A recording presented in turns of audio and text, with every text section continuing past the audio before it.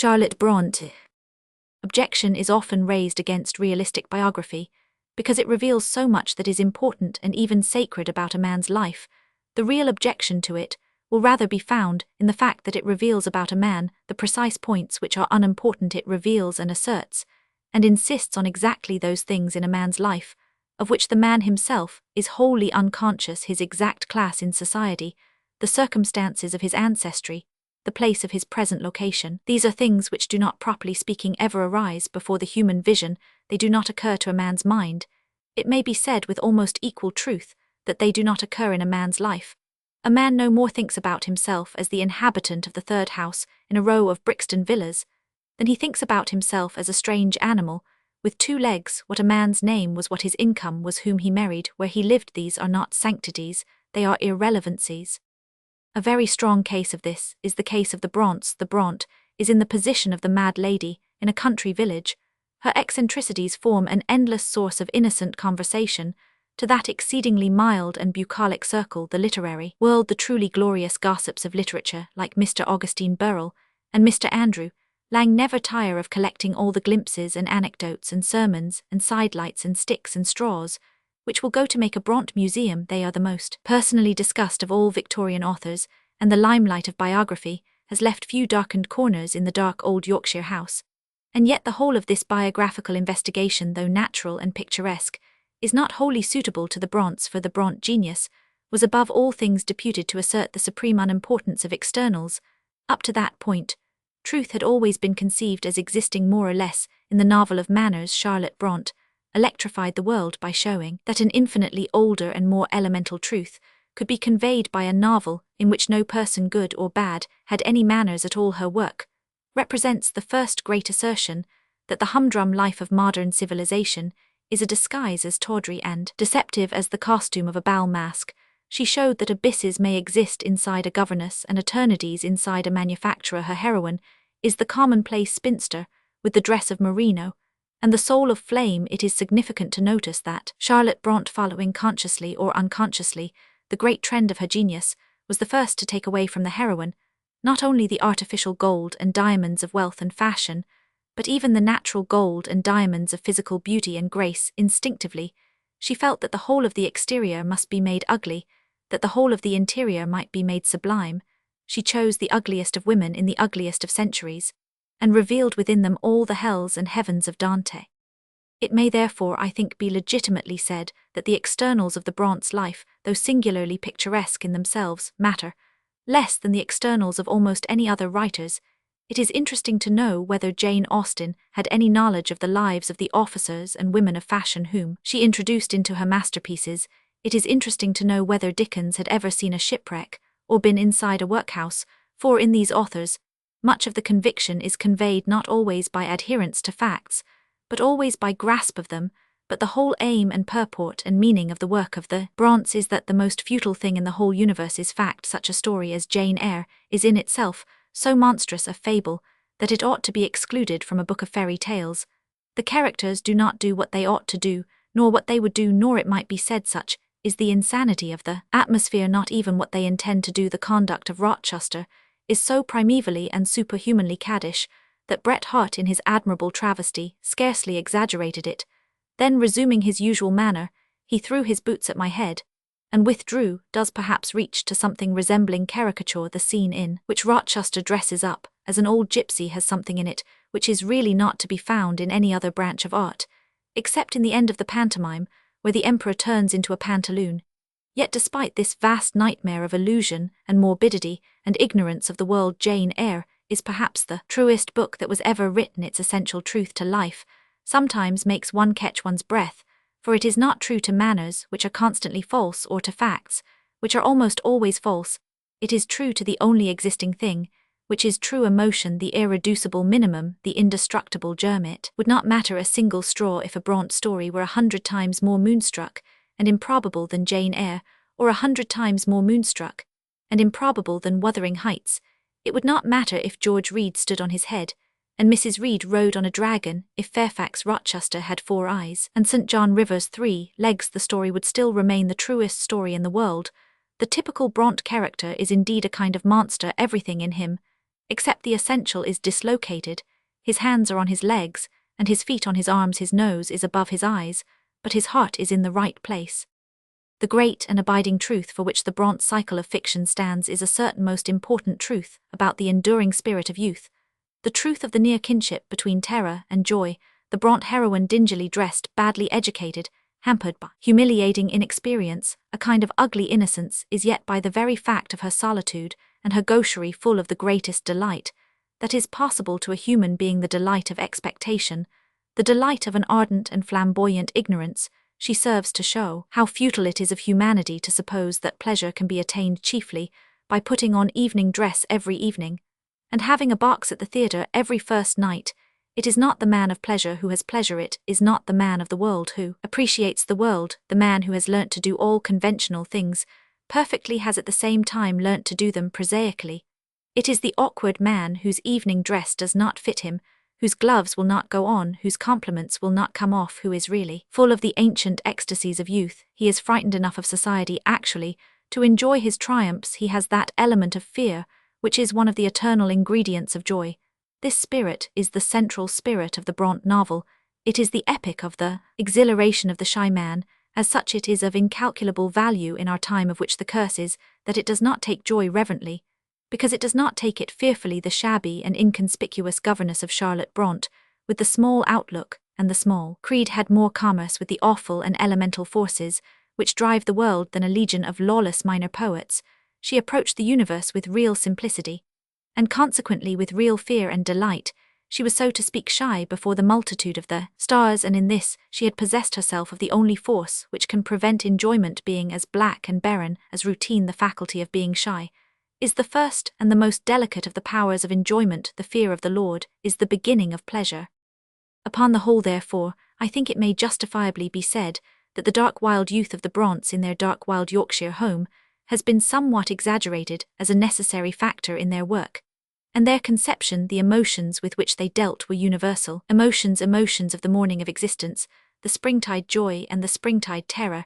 Every one of us, as a boy or girl, has had some midnight dream of nameless obstacle and unutterable menace, in which there was, under whatever imbecile forms, all the deadly stress and panic of wuthering heights. Every one of us has had a daydream of our own potential destiny, not one atom more reasonable than Jane Eyre, and the truth which the Bronts came to tell us is the truth that many waters cannot quench love, and that suburban respectability cannot touch or damp a secret enthusiasm. Clapham, like every other earthly city, is built upon a volcano. Thousands of people go to and fro in the wilderness of bricks and mortar, earning mean wages, professing a mean religion, wearing a mean attire. Thousands of women who have never found any expression for their exaltation or their tragedy, but to go on working harder and yet harder at dull and automatic employments, at scolding children or stitching shirts.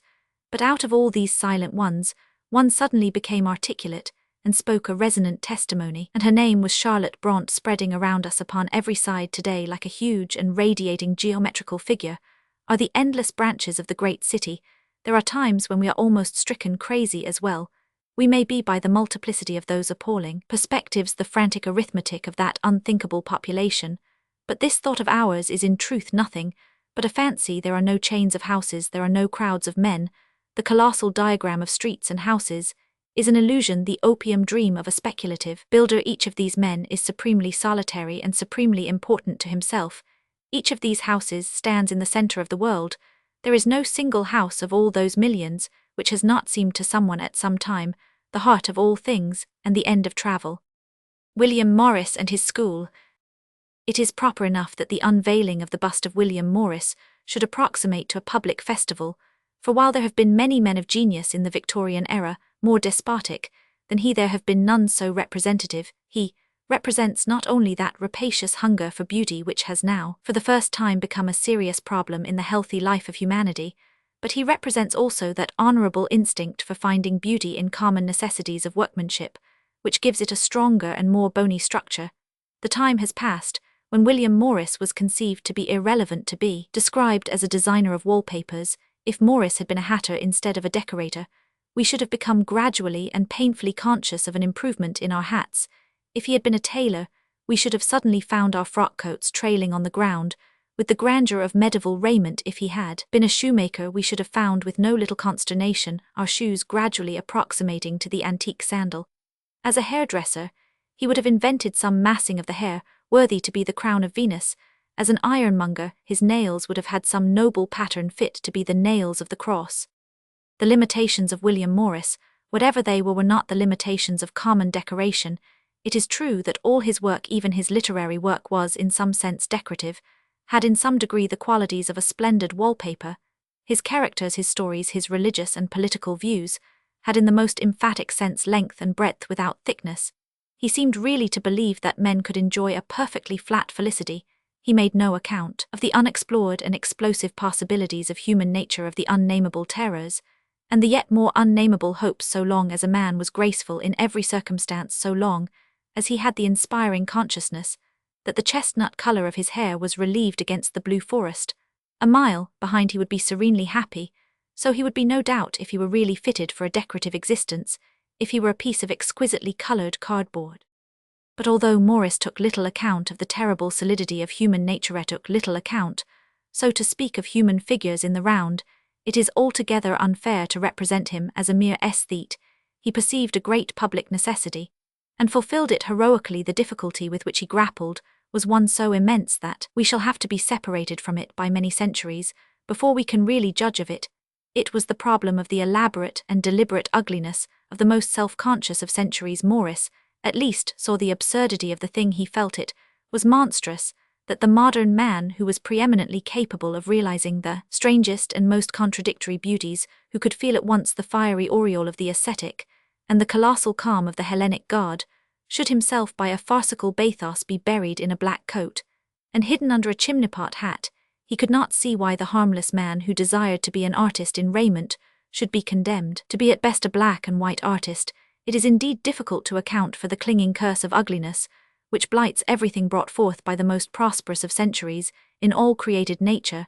There is not perhaps anything so completely ugly as a pillar box. Its shape is the most unmeaning of shapes, its height and thickness just neutralizing each other. Its color is the most repulsive of colors, a fat and soulless red, a red without a touch of blood or fire, like the scarlet of dead men's sins. Yet there is no reason whatever why such hideousness should possess an object full of civic dignity, the treasure house of 1,000 secrets, the fortress of 1,000 souls. If the old Greeks had had such an institution, we may be sure that it would have been surmounted by the severe but graceful figure of the god of letter writing. If the medieval Christians has possessed it, it would have had a niche filled with the golden aureole of St. Roland of the postage stamps. As it is, there it stands at all our street corners, disguising one of the most beautiful of ideas under one of the most preposterous of forms. It is useless to deny that the miracles of science have not been such an incentive to art and imagination, as were the miracles of religion. If men in the 12th century had been told that the lightning had been driven for leagues underground and had dragged at its destroying tail loads of laughing human beings, and if they had then been told that the people alluded to this pulverizing portent chirpily as the twopenny tube, they would have called down the fire of heaven on us as a race of half-witted atheists. Probably they would have been quite right. This clear and fine perception of what may be called the aesthetic element in the Victorian era was undoubtedly the work of a great reformer. It requires a fine effort of the imagination to see an evil that surrounds us on every side. The manner in which Morris carried out his crusade may, considering the circumstances, be called triumphant. Our carpets began to bloom under our feet like the meadows in spring, and our hitherto prosaic stools and sofas seemed growing legs and arms at their own wild, while an element of freedom and rugged dignity came in with plain and strong ornaments of copper and iron.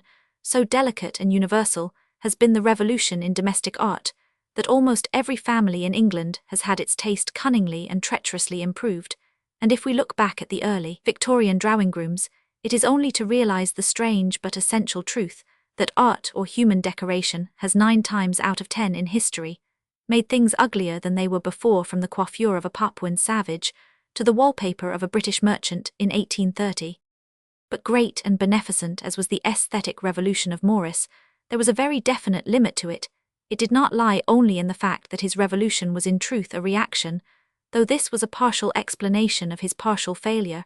When he was denouncing the dresses of modern ladies upholstered like armchairs, instead of being draped like women as he forcibly expressed it, he would hold up for practical imitation the costumes and handicrafts of the Middle Ages, further than this retrogressive and imitative movement. He never seemed to go. Now the men of the time of Chaucer had many evil qualities, but there was at least one exhibition of moral weakness they did not give. They would have laughed at the idea of dressing themselves in the manner of the bowmen at the Battle of Senlac, or painting themselves an aesthetic blue after the custom of the ancient Britons. They would not have called that a movement at all whatever was beautiful in their dress or manners, sprang honestly and naturally out of the life they led and preferred to lead, and it may surely be maintained that any real advance in the beauty of modern dress must spring honestly and naturally out of the life we lead and prefer to lead. We are not altogether without hints and hopes of such a change in the growing orthodoxy of rough and athletic costumes, but if this cannot be, it will be no substitute or satisfaction to turn life into an interminable historical fancy dress ball. But the limitation of Morris' work lay deeper than this. We may best suggest it by a method after his own heart. Of all the various works he performed, none perhaps was so splendidly and solidly valuable as his great protest for the fables and superstitions of mankind. He has the supreme credit of showing that the fairy tales contain the deepest truth of the earth. The real record of men's feeling for things, trifling details, may be inaccurate. Jack may not have climbed up so tall a beanstalk or killed so tall a giant, but it is not such things that make a story false. It is a far different class of things that makes every modern book of history as false as the father of lies: ingenuity, self-consciousness, hypocritical impartiality. It appears to us that of all the fairy tales none contains so vital a moral truth as the old story, existing in many forms of beauty, and the beast there is written with all the authority of a human scripture, the eternal and essential truth, that until we love a thing in all its ugliness, we cannot make it beautiful. This was the weak point in William Morris as a reformer, that he sought to reform modern life, and that he hated modern life instead of loving it. Modern London is indeed a beast big enough and black enough to be the beast in Apocalypse, blazing with a million eyes and roaring with a million voices. But unless the poet can love this fabulous monster, as he is, can feel with some generous excitement his massive and mysterious joy, ever the vast scale of his iron anatomy and the beating of his thunderous heart, he cannot and will not change the beast into the fairy prince. Morris' disadvantage was that he was not honestly a child of the 19th century. He could not understand its fascination, and consequently he could not really develop it. An abiding testimony to his tremendous personal influence in the aesthetic world is the vitality and recurrence of the arts and crafts exhibitions, which are steeped in his personality like a chapel in that of a saint. If we look round at the exhibits in one of these aesthetic shows, we shall be struck by the large mass of modern objects that the decorative school leaves untouched. There is a noble instinct for giving the right touch of beauty to common and necessary things, but the things that are so touched are the ancient things, the things that always to some extent commended themselves to the lover of beauty. There are beautiful gates, beautiful fountains, beautiful cups, beautiful chairs, beautiful reading desks, but there are no modern things made beautiful. There are no beautiful lampposts, beautiful letterboxes, beautiful engines, beautiful bicycles. The spirit of William Morris has not seized hold of the century and made its humblest necessities beautiful, and this was because with all his healthiness and energy he had not the supreme courage to face the ugliness of things. Beauty shrank from the beast, and the fairy tale had a different ending. But herein indeed lay Morris' deepest claim to the name of a great reformer, that he left his work incomplete. There is perhaps no better proof that a man is a mere meteor, merely barren and brilliant, than that his work is done perfectly. A man like Morris draws attention to needs he cannot supply. In after years we may have perhaps a newer and more daring arts and crafts exhibition. In it we shall not decorate the armor of the 12th century, but the machinery of the 20th. A lamppost shall be wrought nobly in twisted iron, fit to hold the sanctity of fire.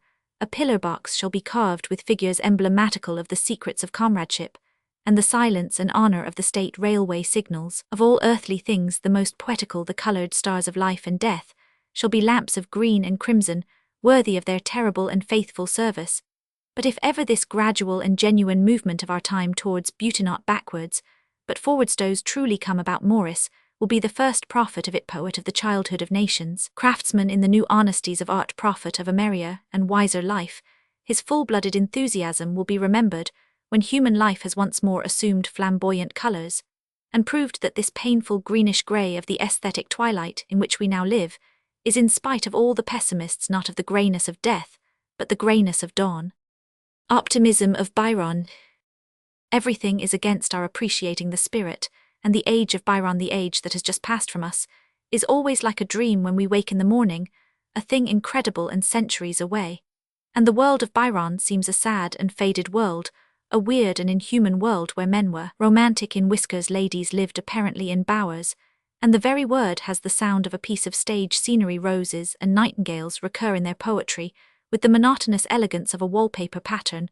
The whole is like a revel of dead men, a revel with splendid vesture and half-witted faces. But the more shrewdly and earnestly we study the histories of men, the less ready shall we be to make use of the word artificial. Nothing in the world has ever been artificial. Many customs, many dresses, many works of art are branded with artificiality, because they exhibit vanity and self-consciousness, as if vanity were not a deep and elemental thing like love and hate and the fear of death. Vanity may be found in darkling deserts, in the hermit, and in the wild beasts that crawl around him. It may be good or evil, but assuredly it is not artificial. Vanity is a voice out of the abyss. The remarkable fact is, however, and it bears strongly on the present position of Byron, that when a thing is unfamiliar to us, when it is remote, and the product of some other age or spirit, we think it not savage or terrible, but merely artificial. There are many instances of this. A fair one is the case of tropical plants and birds, when we see some of the monstrous and flamboyant blossoms that enrich the equatorial woods. We do not feel that they are conflagrations of nature, silent explosions of her frightful energy. We simply find it hard to believe that they are not wax flowers grown under a glass case. When we see some of the tropic birds with their tiny bodies attached to gigantic beaks, we do not feel that they are freaks of the fierce humor of creation. We almost believe that they are toys out of a child's playbox, artificially carved and artificially colored. So it is with the great convulsion of nature which was known as Byronism.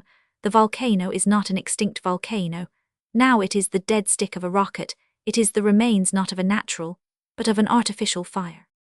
But Byron and Byronism were something immeasurably greater than anything that is represented by such a view as this. Their real value and meaning are indeed little understood. The first of the mistakes about Byron lies in the fact that he is treated as a pessimist. True, he treated himself as such, but a critic can hardly have even a slight knowledge of Byron without knowing that he had the smallest amount of knowledge of himself that ever fell to the lot of an intelligent man.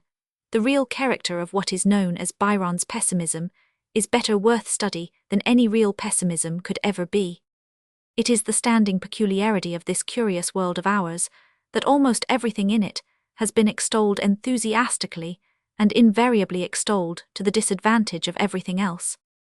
One after another, almost every one of the phenomena of the universe has been declared to be alone capable of making life worth living. Books, love, business, religion, alcohol, abstract truth, private emotion, money, simplicity, mysticism, hard work, a life close to nature, a life close to Belgrave Square, are every one of them passionately maintained by somebody to be so good that they redeem the evil of an otherwise indefensible world.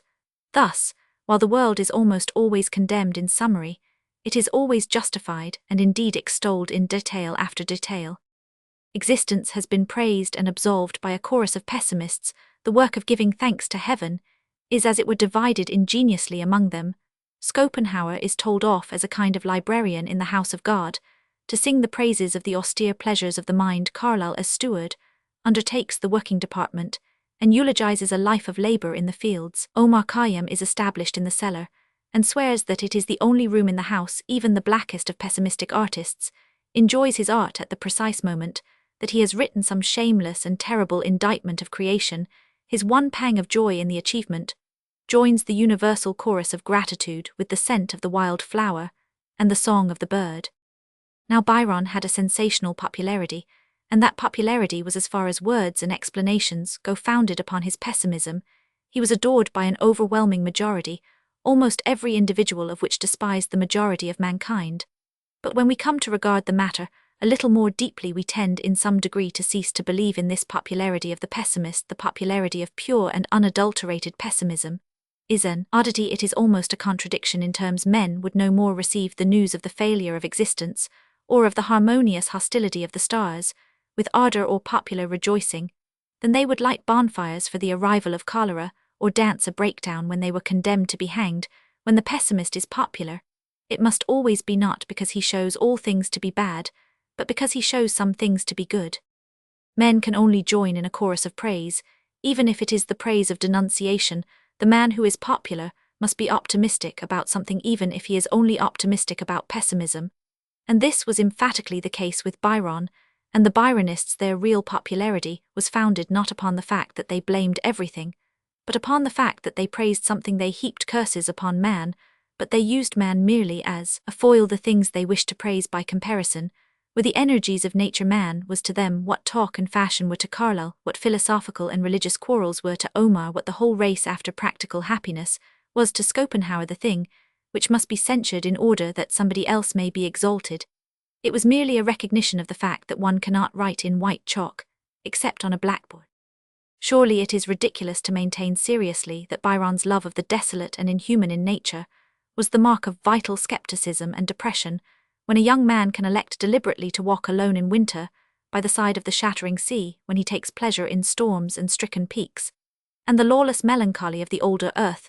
We may deduce with the certainty of logic that he is very young and very happy. There is a certain darkness which we see in wine when seen in shadow. We see it again in the night that has just buried a gorgeous sunset. The wine seems black, and yet at the same time powerfully, and almost impossibly, red. The sky seems black, and yet at the same time to be only too dense a blend of purple and green. Such was the darkness which lay around the Byronic school. Darkness with them was only too dense a purple.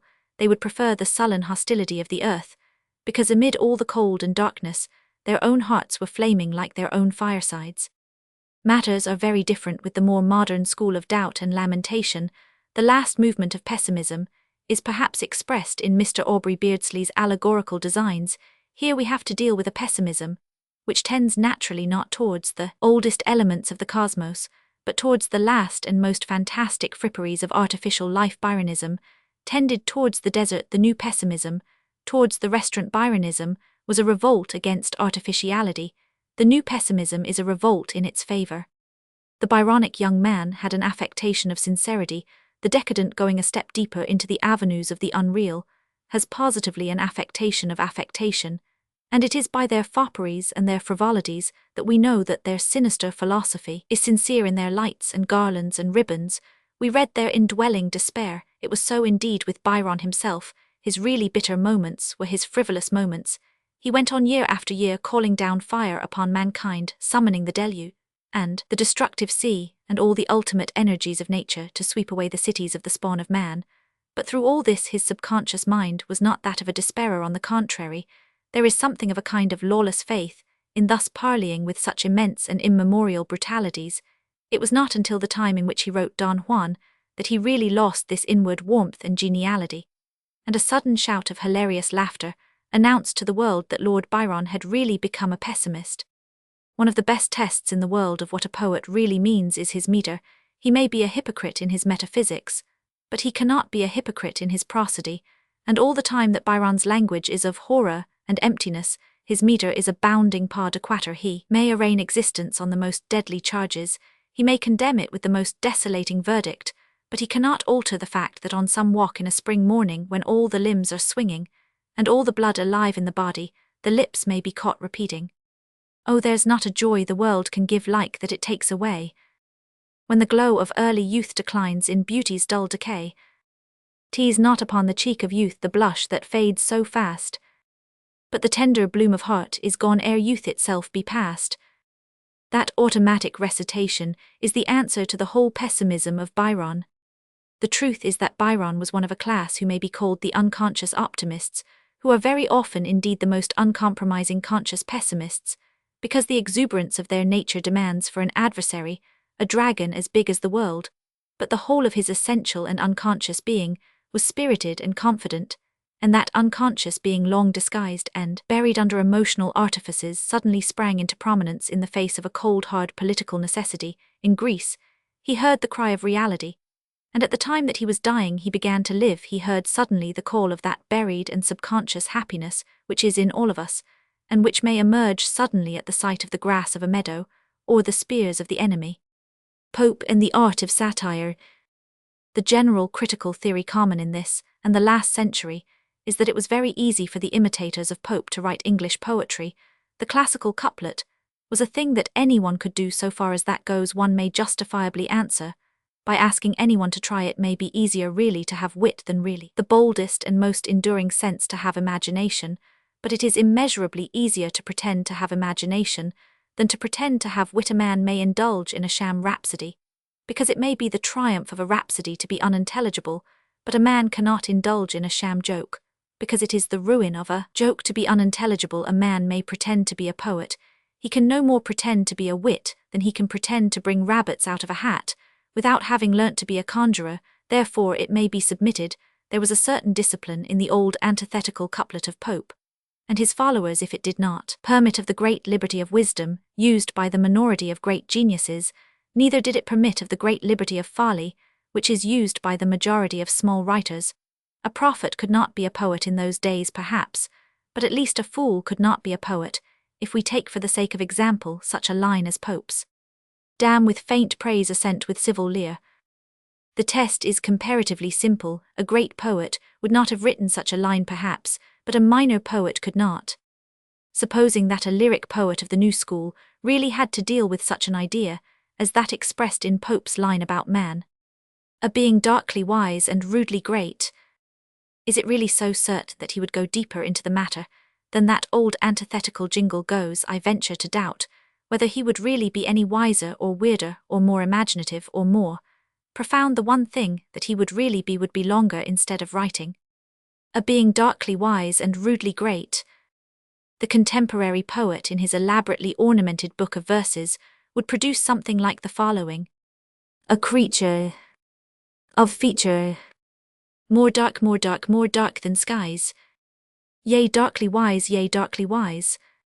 darkly wise as a formless fate. And if he be great, then rudely great as a plough that plies. And darkly wise. Have we really learnt to think more broadly, or have we only learnt to spread our thoughts thinner? I have a dark suspicion that a modern poet might manufacture an admirable lyric out of almost every line of Pope. There is of course an idea in our time that the very antithesis of the typical line of Pope is a mark of artificiality. I shall have occasion more than once to point out that nothing in the world has ever been artificial, but certainly, antithesis is not artificial. An element of paradox runs through the whole of existence itself. It begins in the realm of ultimate physics and metaphysics, in the two facts that we cannot imagine a space that is infinite, and that we cannot imagine a space that is finite. It runs through the inmost complications of divinity in that we cannot conceive that Christ in the wilderness was truly pure, unless we also conceive that he desired to sin. It runs in the same manner through all the minor matters of morals, so that we cannot imagine courage existing except in conjunction with fear, or magnanimity existing except in conjunction with some temptation to meanness. If Pope and his followers caught this echo of natural irrationality, they were not any the more artificial. Their antitheses were fully in harmony with existence, which is itself a contradiction in terms. Pope was really a great poet. He was the last great poet of civilization. Immediately after the fall of him and his school come Burns and Byron, and the reaction towards the savage and the elemental. But to Pope civilization was still an exciting experiment. Its perukes and ruffles were to him what feathers and bangles are to a South Sea Islander. The real romance of civilization, and in all the forms of art which peculiarly belong to civilization, he was supreme in one especially. He was supremeth great and civilized art of satire, and in this we have fallen away utterly. We have had a great revival in our time of the cult of violence and hostility. Mr. Henley and his young men have an infinite number of furious epithets with which to overwhelm anyone who differs from them. It is not a placid or untroubled position to be Mr. Henley's enemy, though we know that it is certainly safer than to be his friend. And yet despite all this, these people produce no satire. Political and social satire is a lost art like pottery and stained glass. It may be worthwhile to make some attempt to point out a reason for this. It may seem a singular observation to say that we are not generous enough to write great satire. This, however, is approximately a very accurate way of describing the case. To write great satire, to attack a man, so that he feels the attack and half acknowledges its justice. It is necessary to have a certain intellectual magnanimity which realizes the merits of the opponent as well as his defects. This is indeed only another way of putting the simple truth, that in order to attack an army, we must know not only its weak points, but also its strong points. England in the present season and spirit fails in satire, for the same simple reason that it fails in war. It despises the enemy in matters of battle and conquest. We have got firmly rooted in our minds the an idea fit for the philosophers of Bedlam, that we can best trample on a people by ignoring all the particular merits, which give them a chance of trampling upon us. It has become a breach of etiquette to praise the enemy, whereas when the enemy is strong, every honest scout ought to praise the enemy. It is impossible to vanquish an army without having a full account of its strength. It is impossible to satirize a man without having a full account of his virtues. It is too much the custom in politics to describe a political opponent as utterly inhuman, as utterly careless of his country, as utterly cynical, which no man ever was since the beginning of the world. This kind of invective may often have a great superficial success. It may hit the mood of the moment, it may raise excitement, and applause it may impress millions. But there is one man among all those millions whom it does not impress, whom it hardly ever touches, that is the man against whom it is directed, the one person for whom the whole satire has been written in vain, is the man whom it is the whole object of the institution of satire to reach. He knows that such a description of him is not true. He knows that he is not utterly unpatriotic or utterly self-seeking or utterly barbarous and revengeful. He knows that he is an ordinary man, and that he can count as many kindly memories, as many humane instincts, as many hours of decent work and responsibility as any other ordinary man. But behind all this, he has his real weaknesses, the real ironies of his soul. Behind all these ordinary merits lie the mean compromises, the craven silences, the sullen vanities, the secret brutalities, the unmanly visions of revenge. It is to these that satire should reach, if it is to touch the man at whom it is aimed, and to reach these it must pass and salute a whole army of virtues. If we turn to the great English satirists of the 17th and 18th centuries, for example, we find that they had this rough but firm grasp of the size and strength, the value, and the best points of their adversary. Dryden, before hewing Ahitophel in pieces, gives a splendid and spirited account of the insane valor and inspired cunning of the daring pilot in extremity, who was more untrustworthy in calm than in storm, and steered too near the rocks to boast his wit. The whole is, so far as it goes, a sound and picturesque version of the great Shaftesbury. It would in many ways serve as a very sound and picturesque account of Lord Randolph Churchill. But here comes in very pointedly the difference between our modern attempts at satire and the ancient achievement of it. The opponents of Lord Randolph Churchill, both liberal and conservative, did not satirize him nobly and honestly as one of those great wits to madness near allied. They represented him as a mere puppy, a silly and irreverent upstart, whose impudence supplied the lack of policy and character. Churchill had grave and even gross faults, a certain coarseness, a certain hard boyish assertiveness, a certain lack of magnanimity, a certain peculiar patrician vulgarity. But he was a much larger man than satire depicted him, and therefore the satire could not and did not overwhelm him.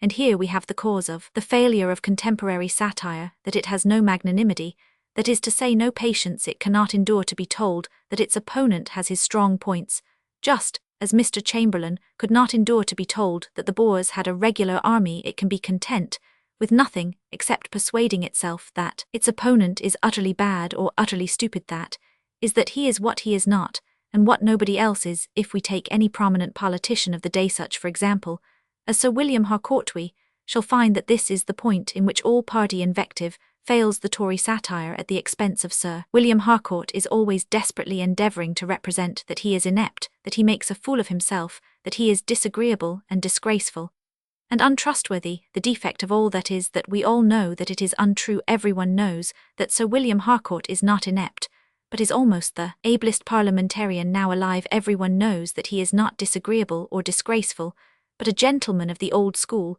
who is on excellent social terms with his antagonists. Everyone knows that he is not untrustworthy, but a man of unimpeachable honour, who is much trusted above all. He knows it himself, and is therefore affected by the satire exactly as any one of us would be if we were accused of being black, or of keeping a shop for the receiving of stolen goods.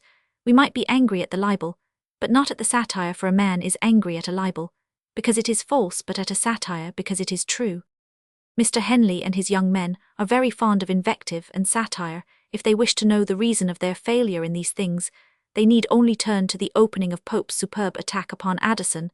The Henleyites' idea of satirizing a man is to express a violent contempt for him, and by the heat of this to persuade others, and himself, that the man is contemptible. I remember reading a satiric attack on Mr. Gladstone by one of the young anarchic Tories, which began by asserting that Mr. Gladstone was a bad public speaker, if these people would, as I have said, go quietly, and read Pope's Atticus, they would see how a great satirist approaches a great enemy.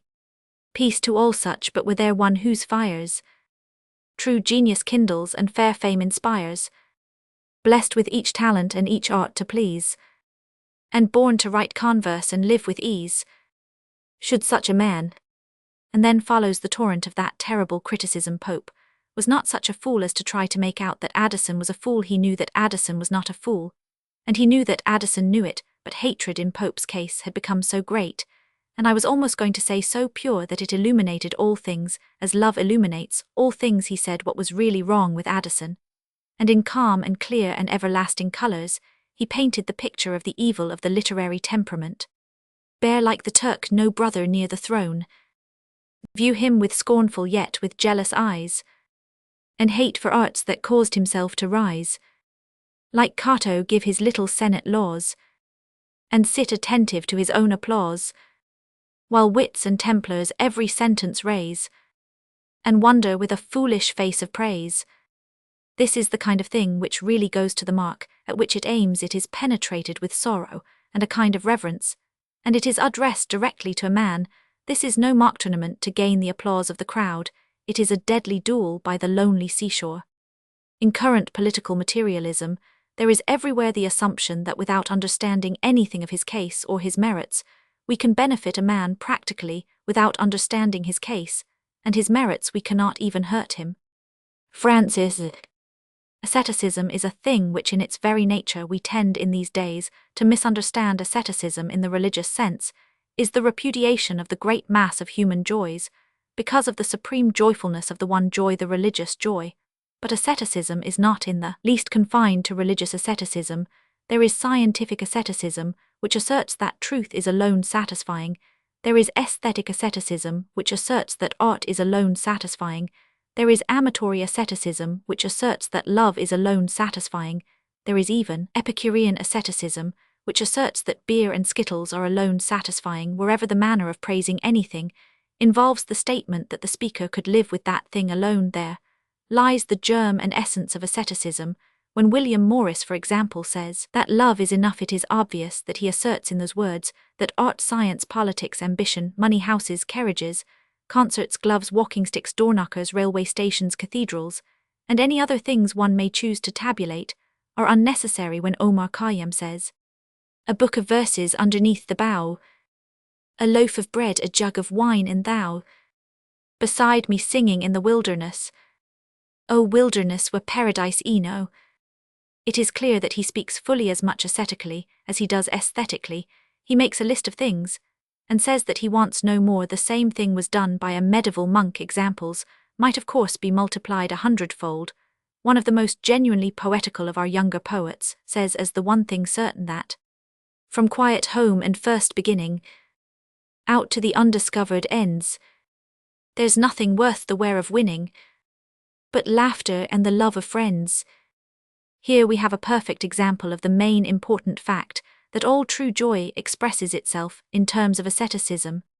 But if in any case it should happen that a class or a generation lose the sense of the peculiar kind of joy which is being celebrated, they immediately begin to call the enjoyers of that joy gloomy and self-destroying. The most formidable liberal philosophers have called the monks melancholy, because they denied themselves the pleasures of liberty and marriage. They might as well call the trippers on a bank holiday melancholy, because they deny themselves as a rule the pleasures of silence and meditation. A simpler and stronger example is however to hand if ever it should happen that the system of English athletics should vanish from the public schools, and the universities, if science should supply some new and non-competitive manner of perfecting the physique, if public ethics swung round to an attitude of absolute contempt and indifference towards the feeling called sport, then it is easy to see what would happen. Future historians would simply state that in the dark days of Queen Victoria young men at Oxford and Cambridge were subjected to a horrible sort of religious torture.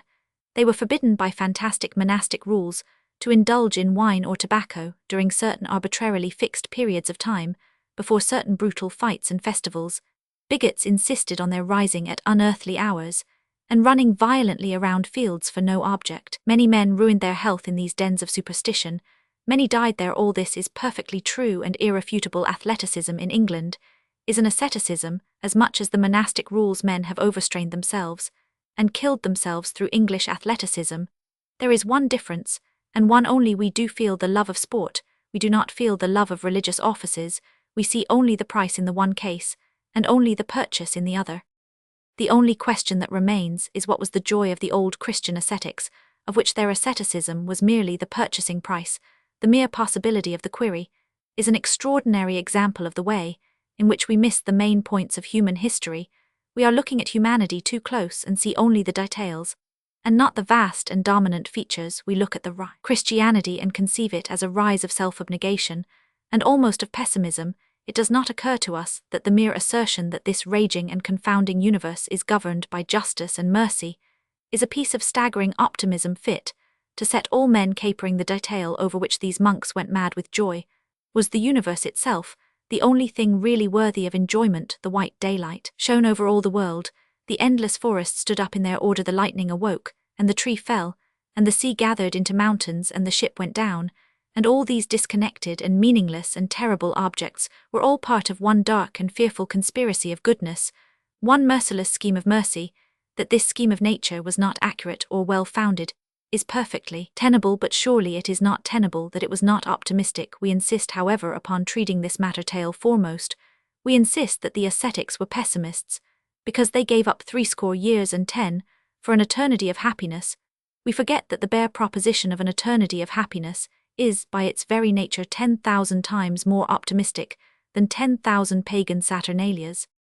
Mr. Adderley's Life of Francis of Assisi does not, of course, bring this out, nor does it fully bring out the character of Francis. It has rather the tone of a devotional book. A devotional book is an excellent thing, but we do not look in it for the portrait of a man, for the same reason that we do not look in a love sonnet for the portrait of a woman, because men, in such conditions of mind, not only apply all virtues to their idol, but all virtues in equal quantities. There is no outline, because the artist cannot bear to put in a black line. This blaze of benediction, this conflict between lights, has its place in poetry, not in biography. The successful examples of it may be found, for instance, in the more idealistic odes of Spenser. The design is sometimes almost indecipherable, for the poet draws in silver upon white. It is natural, of course, that Mr. Adderley should see Francis primarily as the founder of the Franciscan order. We suspect this was only one, perhaps a minor one of the things that he was. We suspect that one of the minor things that Christ did was to found Christianity, but the vast practical work of Francis is assuredly not to be ignored, for this amazingly unworldly and almost maddeningly simple-minded infant was one of the most consistently successful men that ever fought with this bitter world.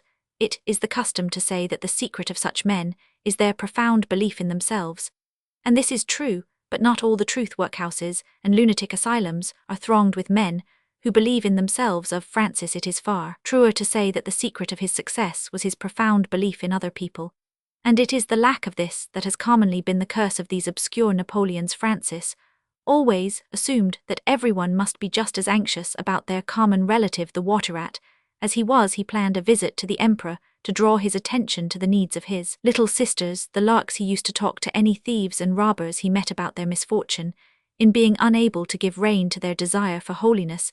It was an innocent habit, and doubtless the robbers often got round him. As the phrase goes, quite as often, however, they discovered that he had got round them, and discovered the other side, the side of secret nobility. Conceiving of St. Francis as primarily the founder of the Franciscan order, Mr. Adderley opens his narrative with an admirable sketch of the history of monasticism in Europe, which is certainly the best thing in the book. He distinguishes clearly and fairly between the Manichean ideal that underlies so much of Eastern monasticism and the ideal of self-discipline, which never wholly vanished from the Christian form, but he does not throw any light on what must be for the outsider the absorbing problem of this Catholic asceticism, for the excellent reason that, not being an outsider, he does not find it a problem at all. To most people, however, there is a fascinating inconsistency in the position of St. Francis. He expressed in loftier and bolder language than any earthly thinker the conception that laughter is as divine as tears. He called his monks the mountebanks of God. He never forgot to take pleasure in a bird as it flashed past him, or a drop of water as it fell from his finger. He was perhaps the happiest of the sons of men. Yet this man undoubtedly founded his whole polity on the negation of what we think the most imperious necessities in his 3 vows of poverty, chastity, and obedience. He denied to himself, and those he loved most, property, love, and liberty. Why was it that the most larger-hearted and poetic spirits in that age found their most congenial atmosphere in these awful renunciations? Why did he who loved where all men were blind seek to blind himself where all men loved? Why was he a monk and not a troubadour? These questions are far too large to be answered fully here, but in any life of Francis, they ought at least to have been asked. We have a suspicion that if they were answered, we should suddenly find that much of the enigma of this sullen time of ours was answered. Also, so it was with the monks. The 2 great parties in human affairs are only the party which sees life black against white, and the party which sees it white against black, the party which macerates and blackens itself with sacrifice, because the background is full of the blaze of an universal mercy, and the party which crowns itself with flowers and lights itself with bridal torches, because it stands against a black curtain of incalculable night. The revellers are old, and the monks are young. It was the monks who were the spendthrifts of happiness, and we who are its misers. Doubtless, as is apparent from Mr. Adderley's book, the clear and tranquil life of the 3 vows had a fine and delicate effect on the genius of Francis. He was primarily a poet. The perfection of his literary instinct is shown in his naming the fire brother, and the water sister, in the quaint demagogic dexterity of the appeal, in the sermon to the fishes that they alone were saved, in the flood, in the amazingly minute and graphic dramatization of the life disappointments and excuses of any shrub or beast that he happened to be addressing. His genius has a curious resemblance to that of Burns, but if he avoided the weakness of Burns' verses, to animals the occasional morbidity, bombast, and moralization on himself, the credit is surely due to a cleaner and more transparent life. The general attitude of St. Francis, like that of his master, embodied a kind of terrible common sense. The famous remark of the caterpillar in Alice in Wonderland, "Why not?" impresses us as his general motto. He could not see why he should not be on good terms with all things, the pomp of war and ambition, the great empire of the Middle Ages, and all its fellows begin to look tawdry and toffivy under the rationality of that innocent stare.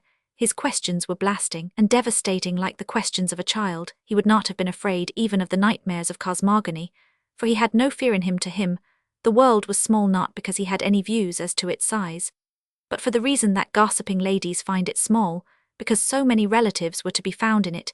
If you had taken him to the loneliest star that the madness of an astronomer can conceive, he would have only beheld in it the features of a new friend. Rostand.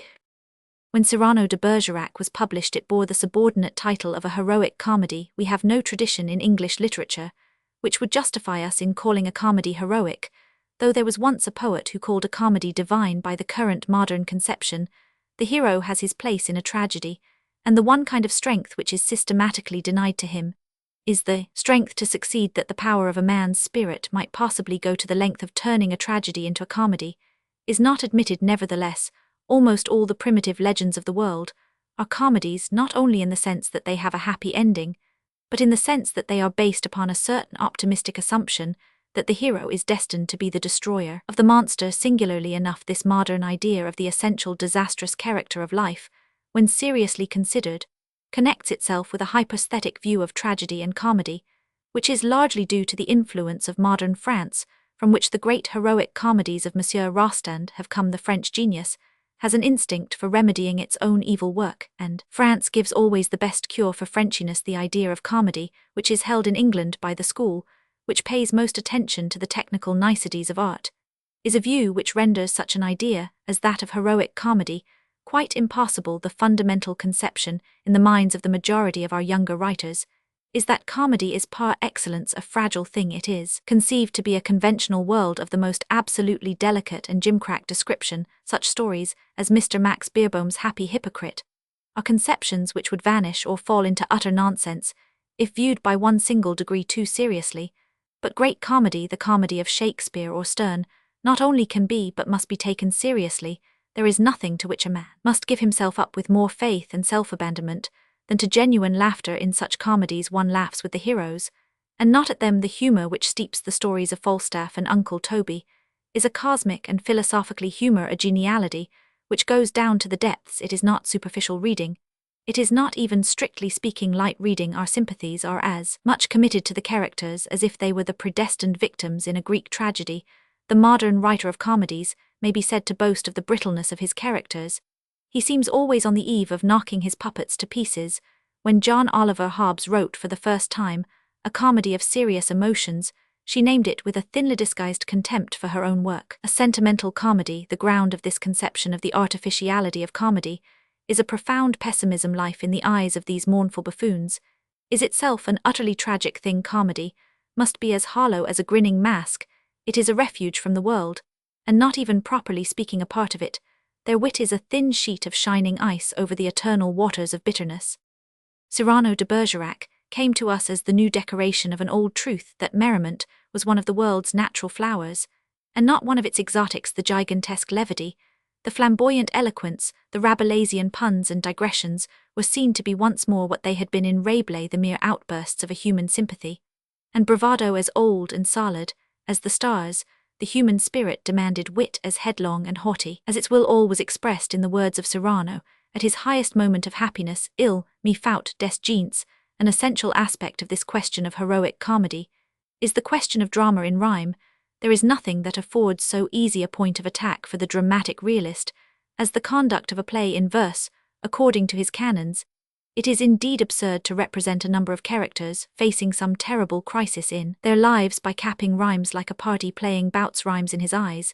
It must appear somewhat ridiculous that two enemies taunting each other with insupportable insults should obligingly provide each other with metrical spacing and neat and convenient rhymes. But the whole of this view rests finally upon the fact that few persons, if any, today understand what is meant by a poetical play. It is a singular thing that those poetical plays which are now written in England by the most advanced students of the drama follow exclusively the lines of Maeterlinck, and use verse and rhyme for the adornment of a profoundly tragic theme. But rhyme has a supreme appropriateness for the treatment of the higher comedy. The land of heroic comedy is as it were a paradise of lovers, in which it is not difficult to imagine that men could talk poetry all day long. It is far more conceivable that men's speech should flower naturally into these harmonious forms when they are filled with the essential spirit of youth, than when they are sitting gloomily in the presence of immemorial destiny. The great error consists in supposing that poetry is an unnatural form of language. We should all like to speak poetry at the moment when we truly live, and if we do not speak it is because we have an impediment in our speech. It is not song that is the narrow or artificial thing, it is conversation that is a broken and stammering attempt at song. When we see men in a spiritual extravaganza like Cyrano de Bergerac speaking in rhyme, it is not our language disguised or distorted, but our language rounded and made whole. Rhymes answer each other as the sexes in flowers, and in humanity answer each other. Men do not speak so. It is true even when they are inspired or in love they talk inanities, but the poetic comedy does not misrepresent the speech one half so much as the speech misrepresents the soul. Monsieur Rostand showed even more than his usual insight when he called Cyrano de Bergerac a comedy, despite the fact that strictly speaking it ends with disappointment and death. The essence of tragedy is a spiritual breakdown or decline, and in the great French play the spiritual sentiment mounts unceasingly until the last line. It is not the facts themselves, but our feeling about them that makes tragedy and comedy, and death is more joyful in Rostand than life in Maeterlinck. The same apparent contradiction holds good in the case of the drama of L'Aiglon, now being performed with so much success. Although the hero is a weakling, the subject a fiasco, the end a premature death and a personal disillusionment, yet in spite of this theme, which might have been chosen for its depressing qualities, the unconquerable pan of the praise of things, the ungovernable gaiety of the poets, song swells so high that at the end it seems to drown all the weak voices of the characters in one crashing chorus of great things and great men. A multitude of mottos might be taken from the play to indicate and illustrate not only its own spirit, but much of the spirit of modern life. When in the vision of the field of Wagram the horrible voices of the wounded cry out Les Corbeaux, the Duke, overwhelmed with a nightmare of hideous trivialities, cries out, oh sont les aigles. That antithesis might stand alone as an invocation at the beginning of the 20th century to the spirit of heroic comedy. When an ex-general of Napoleon is asked his reason for having betrayed the emperor, he replies la fatigue, and at that a veteran private of the great army rushes forward, and crying passionately et nous pours, out a terrible description of the life lived by the commoner soldier. Today, when pessimism is almost as much a symbol of wealth and fashion as jewels or cigars, when the pampered heirs of the ages can sum up life in few other words, but la fatigue there might surely come a cry from the vast mass of common humanity, from the beginning at nous. It is this potentiality for enthusiasm among the mass of men that makes the function of comedy at once common and sublime. Shakespeare's Much Ado About Nothing is a great comedy, because behind it is the whole pressure of that love of love, which is the youth of the world, which is common to all the young, especially to those who swear they will die bachelors, and old maids' love's labours lost is filled with the same energy, and there it falls even more definitely into the scope of our subject, since it is a comedy in rhyme in which all men speak lyrically, as naturally as the birds sing in pairing time.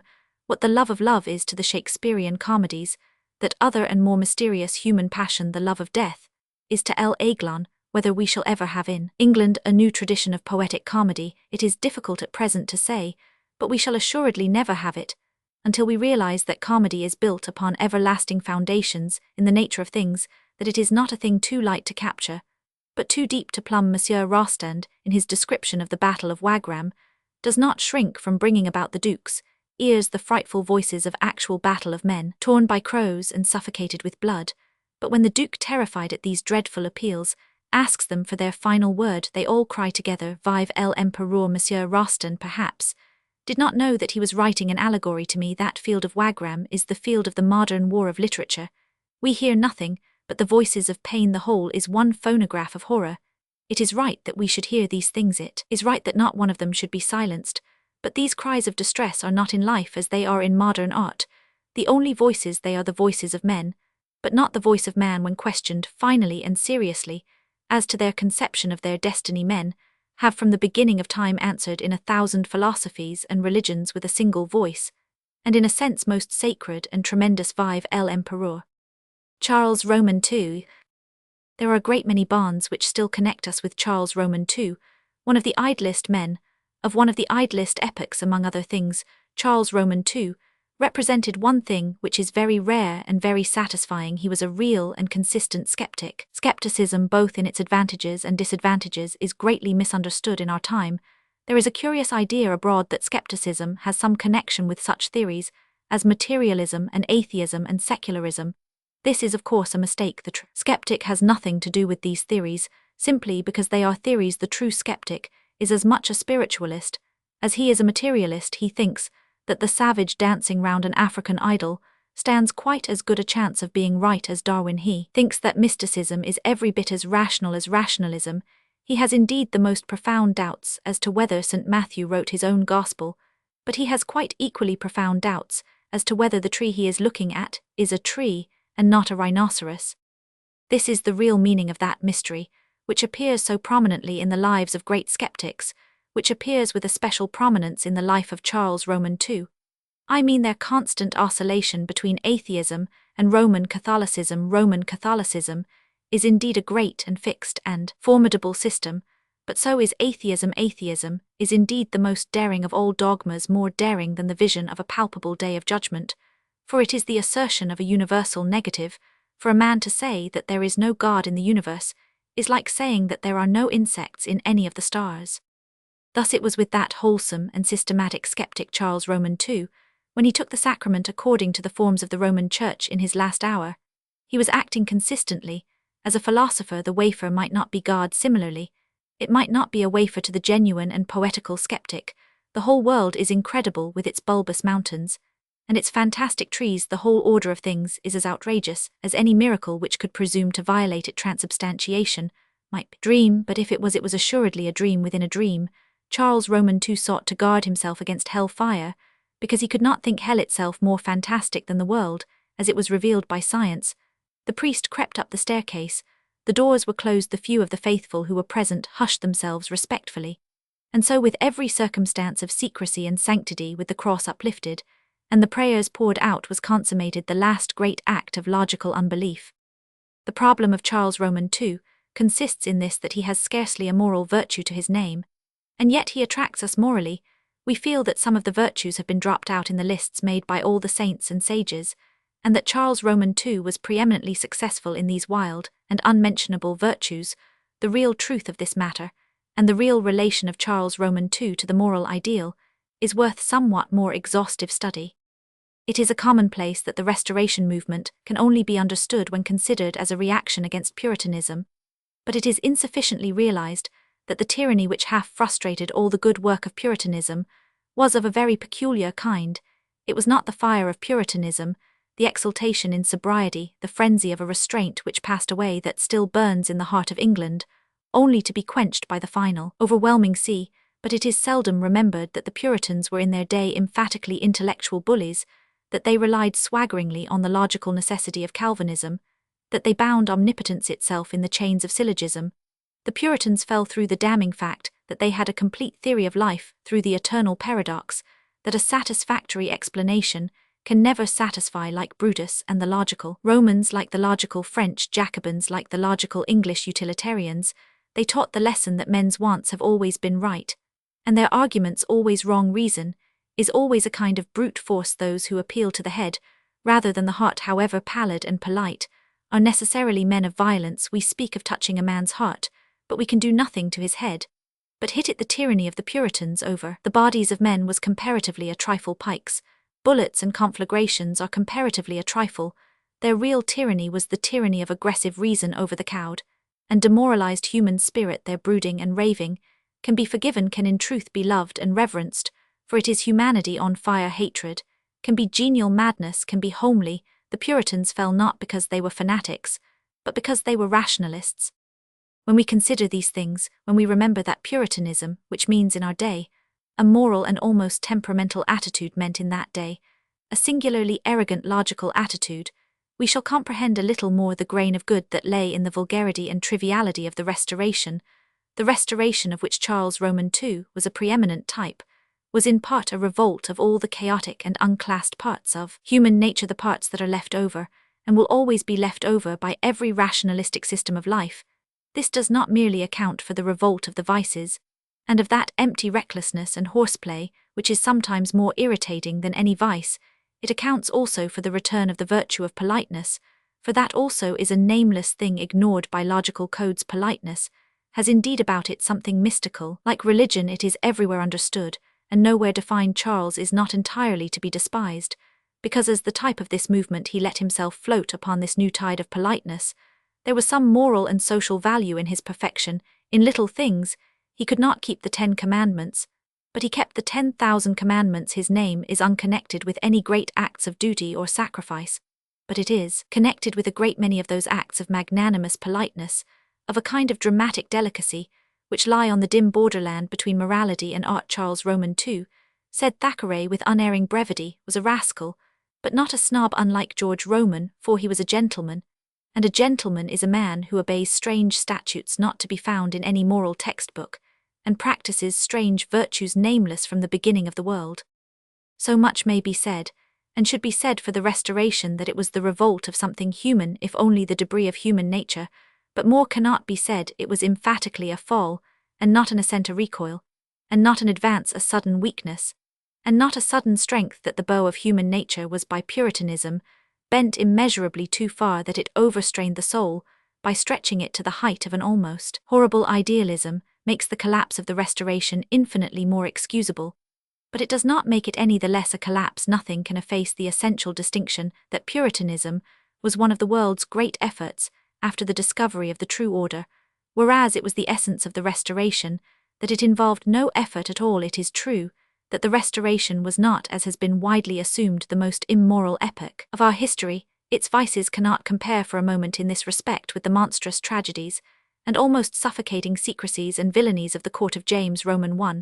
But the dram-drinking and nose-slitting of the Saturnalia of Charles Roman II seem at once more human and more detestable than the passions and poisons of the Renaissance, much in the same way that a monkey appears inevitably more human and more detestable than a tiger. Compared with the Renaissance, there is something cockney about the Restoration. Not only was it too indolent for great morality, it was too indolent even for great art.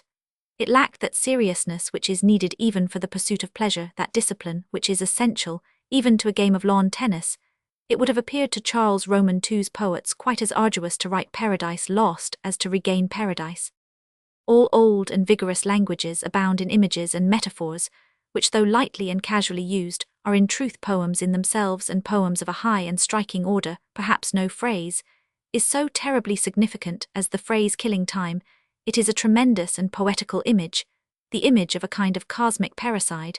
There are on the earth a race of revelers who do under all their exuberance fundamentally regard time as an enemy. Of these were Charles Roman II, and the men of the Restoration, whatever may have been their merits. And as we have said, we think that they had merits, they can never have a place among the great representatives of the joy of life, for they belonged to those lower Epicureans who kill time as opposed to those higher Epicureans who make time live. Of a people in this temper, Charles Roman II was the natural and rightful head. He may have been a pantomime king, but he was a king, and with all his geniality he let nobody forget it. He was not indeed the aimless flaneur that he has been represented.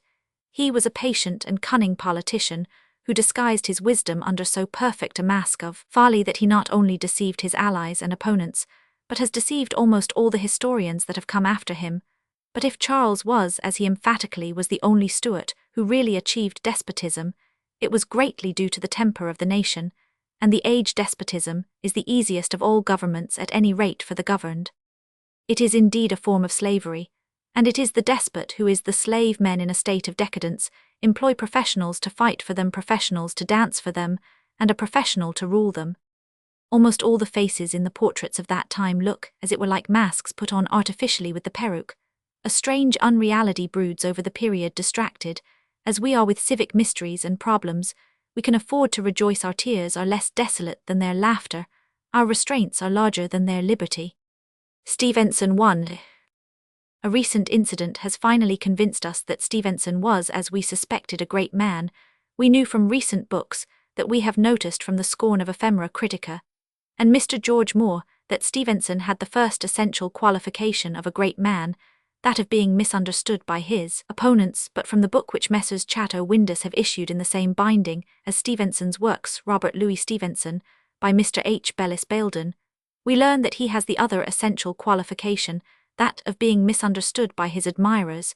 Mr. Baildon has many interesting things to tell us about Stevenson himself, whom he knew at college, nor are his criticisms by any means valueless, that upon the plays, especially Beau Austin, is remarkably thoughtful and true. But it is a very singular fact, and goes far, as we say, to prove that Stevenson had that unfathomable quality which belongs to the great, that this admiring student of Stevenson can number and marshal all the master's work, and distribute praise and blame with decision, and even severity, without ever thinking for a moment of the principles of art and ethics, which would have struck us as the very things that Stevenson nearly killed himself to express. Mr. Baildon, for example, is perpetually lecturing Stevenson for his pessimism, surely a strange charge against a man who has done more than any modern artist to make men ashamed of their shame of life. But he complains that in The Master of Ballantrae and Dr. Jekyll and Mr. Hyde, Stevenson gives evil a final victory over good. Now, if there was one point that Stevenson more constantly and passionately emphasized than any other, it was that we must worship good for its own value and beauty, without any reference whatever to victory or failure in space and time. Whatever we are intended to do, he said, we are not intended to succeed, that the stars in their courses fight against virtue, that humanity is in its nature a forlorn hope. This was the very spirit that through the whole of Stevenson's work sounded a trumpet to all the brave. The story of Henry Durie is dark enough, but could anyone stand beside the grave of that sodden monomaniac and not respect him? It is strange that men should see sublime inspiration in the ruins of an old church, and see none in the ruins of a man. The author has most extraordinary ideas about Stevenson's tales of blood and spoil. He appears to think that they prove Stevenson to have had, we use Mr. Baildon's own phrase, a kind of homicidal mania. He, Stevenson, arrives pretty much at the paradox that one can hardly be better employed than in taking life. Mr. Baildon might as well say that Dr. Conan Doyle delights in committing inexplicable crimes, that Mr. Clark Russell is a notorious pirate, and that Mr. Wilkie Collins thought that one could hardly be better employed than in stealing moonstones and falsifying marriage registers. But Mr. Baildon is scarcely alone in this error. Few people have understood properly the goriness of Stevenson. Stevenson was essentially the robust schoolboy who draws skeletons and gibbets in his Latin grammar. It was not that he took pleasure in death, but that he took pleasure in life, in every muscular and emphatic action of life, even if it were an action that took the life of another. Let us suppose that one gentleman throws a knife at another gentleman, and pins him to the wall. It is scarcely necessary to remark that there are in this transaction two somewhat varying personal points of view, the point of view of the man pinned, is the tragic and moral point of view, and this Stevenson showed clearly that he understood in such stories as The Master of Ballantrae and Weir of Hermiston.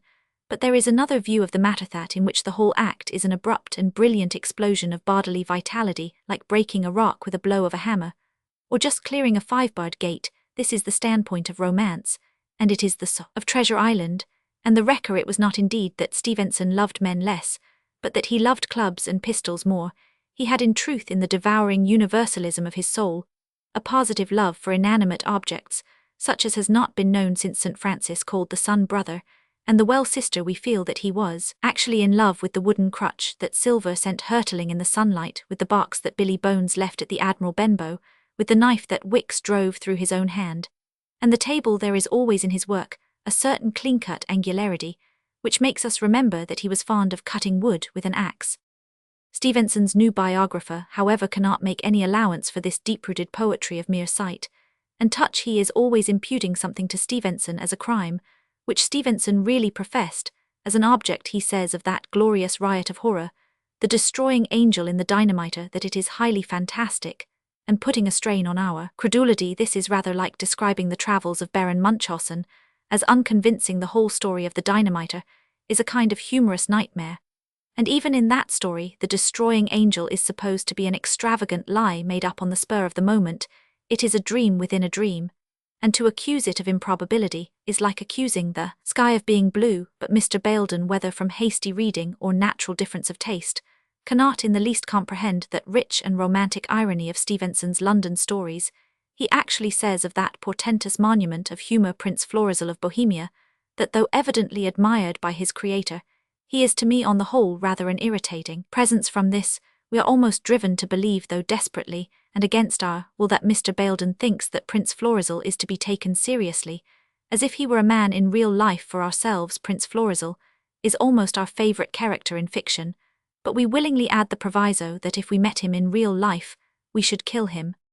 The fact is that the whole mass of Stevenson's spiritual and intellectual virtues have been partly frustrated by one additional virtue, that of artistic dexterity.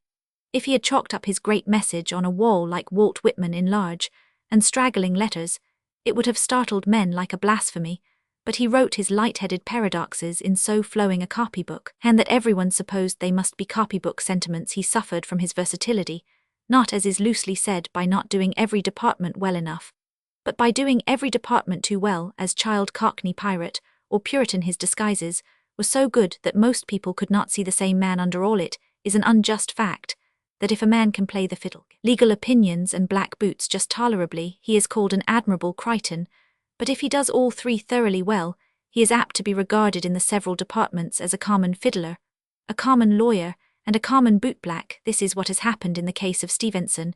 If Dr. Jekyll, the Master of Ballantrae, the Child's Garden of Verses, and Across the Plains had been each of them one shade less perfectly done than they were, everyone would have seen that they were all parts of the same message. But by succeeding in the proverbial miracle of being in 5 places at once, he has naturally convinced others that he was 5 different people. But the real message of Stevenson was as simple as that of Mohammed, as moral as that of Dante, as confident as that of Whitman, and as practical as that of James Watt. The conception which unites the whole varied work of Stevenson was that romance, or the vision of the possibilities of things, was far more important than mere occurrences, that one was the soul of our life, the other the body, and that the soul was the precious thing. The germ of all his stories lies in the idea that every landscape or scrap of scenery has a soul, and that soul is a story standing before a stunted orchard with a broken stone wall. We may know as a mere fact that no one has been through it but an elderly female cook, but everything exists in the human soul. That orchard grows in our own brain, and there it is, the shrine and theatre of some strange chance between a girl and a ragged poet and a mad farmer. Stevenson stands for the conception that ideas are the real incidents, that our fancies are our adventures. To think of a cow with wings is essentially to have met one, and this is the reason for his wide diversities of narrative. He had to make one story as rich as a ruby sunset, another as grey as a hoary monolith, for the story was the soul, or rather the meaning of the bodily vision. It is quite inappropriate to judge the teller of tales, as the Samoans called him, by the particular novels he wrote, as one would judge Mr. George Moore by Esther Waters. These novels were only the 2 or 3 of his soul's adventures that he happened to tell, but he died with 1,000 stories in his heart. Thomas Carlyle. There are two main moral necessities for the work of a great man. The first is that he should believe in the truth of his message. The second is that he should believe in the acceptability of his message. It was the whole tragedy of Carlyle that he had the first, and not the second.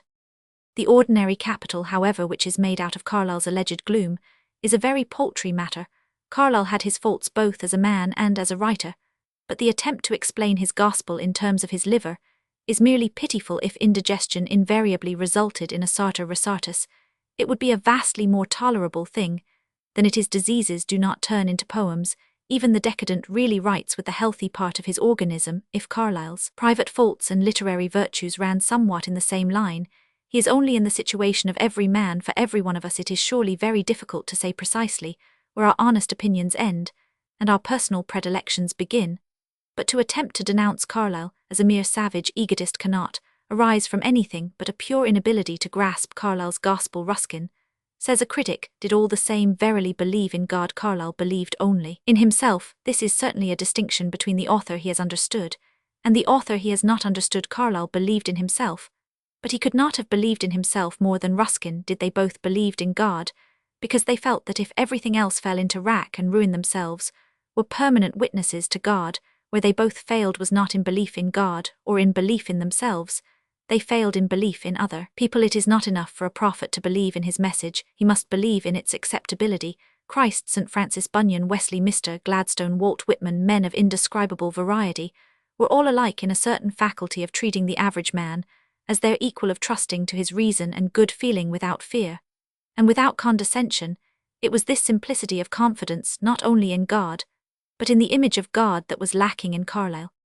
But the attempts to discredit Carlyle's religious sentiment must absolutely fall to the ground. The profound security of Carlyle's sense of the unity of the cosmos is like that of a Hebrew prophet, and it has the same expression that it had in the Hebrew prophet. Humor. A man must be very full of faith to jest about his divinity. No neo-pagan, delicately suggesting a revival of Dionysus, no vague half-converted theosophist groping towards a recognition of Buddha would ever think of cracking jokes on the matter. But to the Hebrew prophets, their religion was so solid a thing like a mountain or a mammoth that the irony of its contact with trivial and fleeting matters struck them like a blow. So it was with Carlyle. His supreme contribution both to philosophy and literature was his sense of the sarcasm of eternity. Other writers had seen the hope or the terror of the heavens. He alone saw the humor of them. Other writers had seen that there could be something elemental and eternal in a song or statute. He alone saw that there could be something elemental and eternal in a joke. No one who ever read it will forget the passage full of dark and agnostic gratification in which he narrates that some court chronicler described Louis Roman 15 as falling asleep in the Lord. Enough for us that he did fall asleep, that curtained in thick night.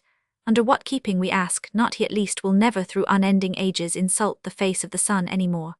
And we go on, if not to better forms of beastliness, at least to fresher ones. The supreme value of Carlyle to English literature was that he was the founder of modern irrationalism, a movement fully as important as modern rationalism. A great deal is said in these days about the value or valuelessness of logic in the main. Indeed, logic is not a productive tool so much as a weapon of defense. A man building up an intellectual system has to build like Nehemiah, with the sword in one hand and the trowel in the other. The imagination, the constructive quality, is the trowel, and argument is the sword.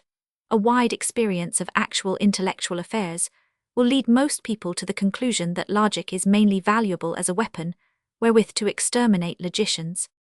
But though this may be true enough in practice, it scarcely clears up the position of logic in human affairs. Logic is a machine of the mind, and if it is used honestly, it ought to bring out an honest conclusion. When people say that you can prove anything by logic, they are not using words in a fair sense. What they mean is that you can prove anything by bad logic. Deep in the mystic ingratitude of the soul of man, there is an extraordinary tendency to use the name for an organ when what is meant is the abuse or decay of that organ. Thus we speak of a man suffering from nerves, which is about as sensible as talking about a man suffering from 10 fingers. We speak of liver and digestion when we mean the failure of liver and the absence of digestion. And in the same manner we speak of the dangers of logic when what we really mean is the danger of fallacy. But the real point about the limitation of logic and the partial overthrow of logic by writers like Carlyle is deeper and somewhat different. The fault of the great mass of logicians is not that they bring out a false result, or in other words are not logicians at all. Their fault is that by an inevitable psychological habit, they tend to forget that there are two parts of a logical process: the first, the choosing of an assumption, and the second, the arguing upon it. And humanity, if it devotes itself too persistently to the study of sound reasoning, has a certain tendency to lose the faculty of sound assumption. It is astonishing how constantly one may hear from rational and even rationalistic persons such a phrase as "he did not prove the very thing with which he started," or "the whole of his case rested upon a pure assumption," two peculiarities which may be found by the curious in the works of Euclid. It is astonishing, again, how constantly one hears rationalists arguing upon some deep topic, apparently, without troubling about the deep assumptions involved, having lost their sense, as it were, of the real color and character of a man's assumption. For instance, two men will argue about whether patriotism is a good thing, and never discover, until the end if at all, that the cosmopolitan is basing his whole case upon the idea that man should, if he can become as God, with equal sympathies and no prejudices, while the nationalist denies any such duty at the very start and regards man as an animal who has preferences as a bird has feathers. Thus it was with Carlyle. He startled men by attacking not arguments, but assumptions. He simply brushed aside all the matters which the men of the 19th century held to be incontrovertible, and appealed directly to the very different class of matters which they knew to be true. He induced men to study less the truth of their reasoning, and more the truth of the assumptions upon which they reasoned. Even where his view was not the highest truth, it was always a refreshing and beneficent heresy. He denied every one of the postulates upon which the age of reason based itself. He denied the theory of progress, which assumed that we must be better off than the people of the 12th century. Whether we were better than the people of the 12th century, according to him, depended entirely upon whether we chose or deserved to be. He denied every type and species of prop or association or support, which threw the responsibility upon civilization or society or anything but the individual conscience. He has often been called a prophet. The real ground of the truth of this phrase is often neglected since the last era of purely religious literature, the era of English Puritanism. There has been no writer in whose eyes the soul stood so much alone. Carlyle was, as we have suggested, a mystic, and mysticism was with him, as with all its genuine professors, only a transcendent form of common sense. Mysticism and common sense alike consist in a sense of the dominance of certain truths and tendencies which cannot be formally demonstrated or even formally named. Mysticism and common sense are alike appeals to realities that we all know to be real, but which have no place in argument, except as postulates. Carlyle's work did consist in breaking through formal old and new. To these old and silent and ironical sanities philosophers might abolish kings 100 times over. He maintained they could not alter the fact that every man and woman does choose a king, and repudiate all the pride of citizenship for the exaltation of humility. If inequality of this kind was a weakness, it was a weakness bound up with the very strength of the universe. About hero worship, indeed, few critics have done the smallest justice to Carlyle, misled by those hasty and choleric passages in which he sometimes expressed a preference for mere violence, passages which were a great deal more connected with his temperament than with his philosophy. They have finally imbibed the notion that Carlyle's theory of hero worship was a theory of terrified submission to stern and arrogant men. As a matter of fact, Carlyle is really inhumane about some questions, but he is never inhumane about hero worship. His view is not that human nature is so vulgar and silly a thing that it must be guided and driven. It is, on the contrary, that human nature is so chivalrous and fundamentally magnanimous a thing that even the meanest have it in them to love a leader more than themselves, and to prefer loyalty to rebellion. When he speaks of this trait in human nature, Carlyle's tone invariably softens. We feel that for the moment he is kindled with admiration of mankind, and almost reaches the verge of Christianity. Whatever else was acid and captious about Carlyle's utterances, his hero worship was not only humane, it was almost optimistic. He admired great men primarily, and perhaps correctly, because he thought that they were more human than other men. The evil side of the influence of Carlyle and his religion of hero worship did not consist in the emotional worship of valor and success that was a part of him, as indeed it is a part of all healthy children. Where Carlyle really did harm was in the fact that he, more than any modern man, is responsible for the increase of that modern habit of what is vulgarly called going the whole hog. Often in matters of passion and conquest, it is a singularly hoggish hog.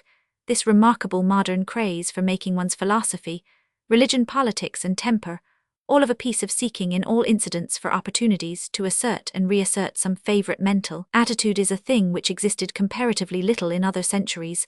Solomon and Horace Petrarch and Shakespeare were pessimists when they were melancholy and optimists when they were happy, but the optimist of today seems obliged to prove that gout and unrequited love make him dance with joy, and the pessimist of today to prove that sunshine and a good supper convulse him with inconsolable anguish. Carlyle was strongly possessed with this mania for spiritual consistency. He wished to take the same view of the wars of the angels, and of the paltriest riot at Donnybrook Fair. It was this species of insane logic which led him into his chief errors, never his natural enthusiasms. Let us take an example.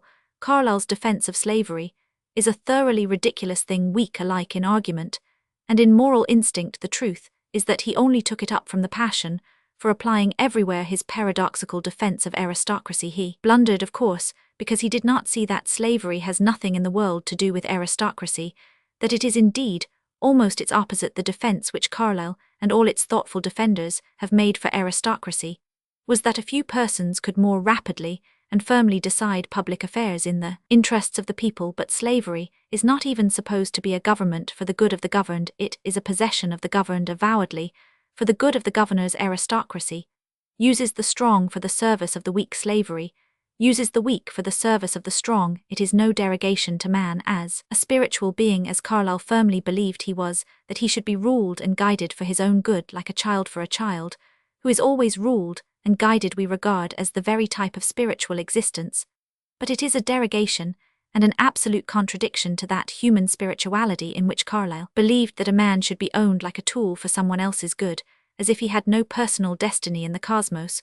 We draw attention to this particular error of Carlyle's because we think that it is a curious example of the waste and unclean places into which that remarkable animal, the whole hog, more than once led him.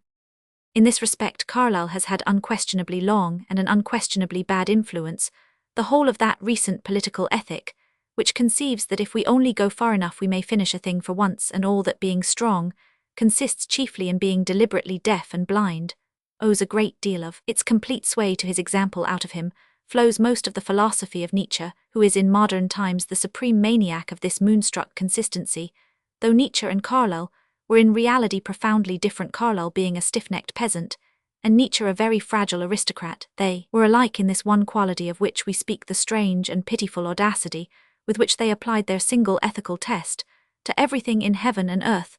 The disciple of Nietzsche, indeed, embraces immorality like an austere and difficult faith.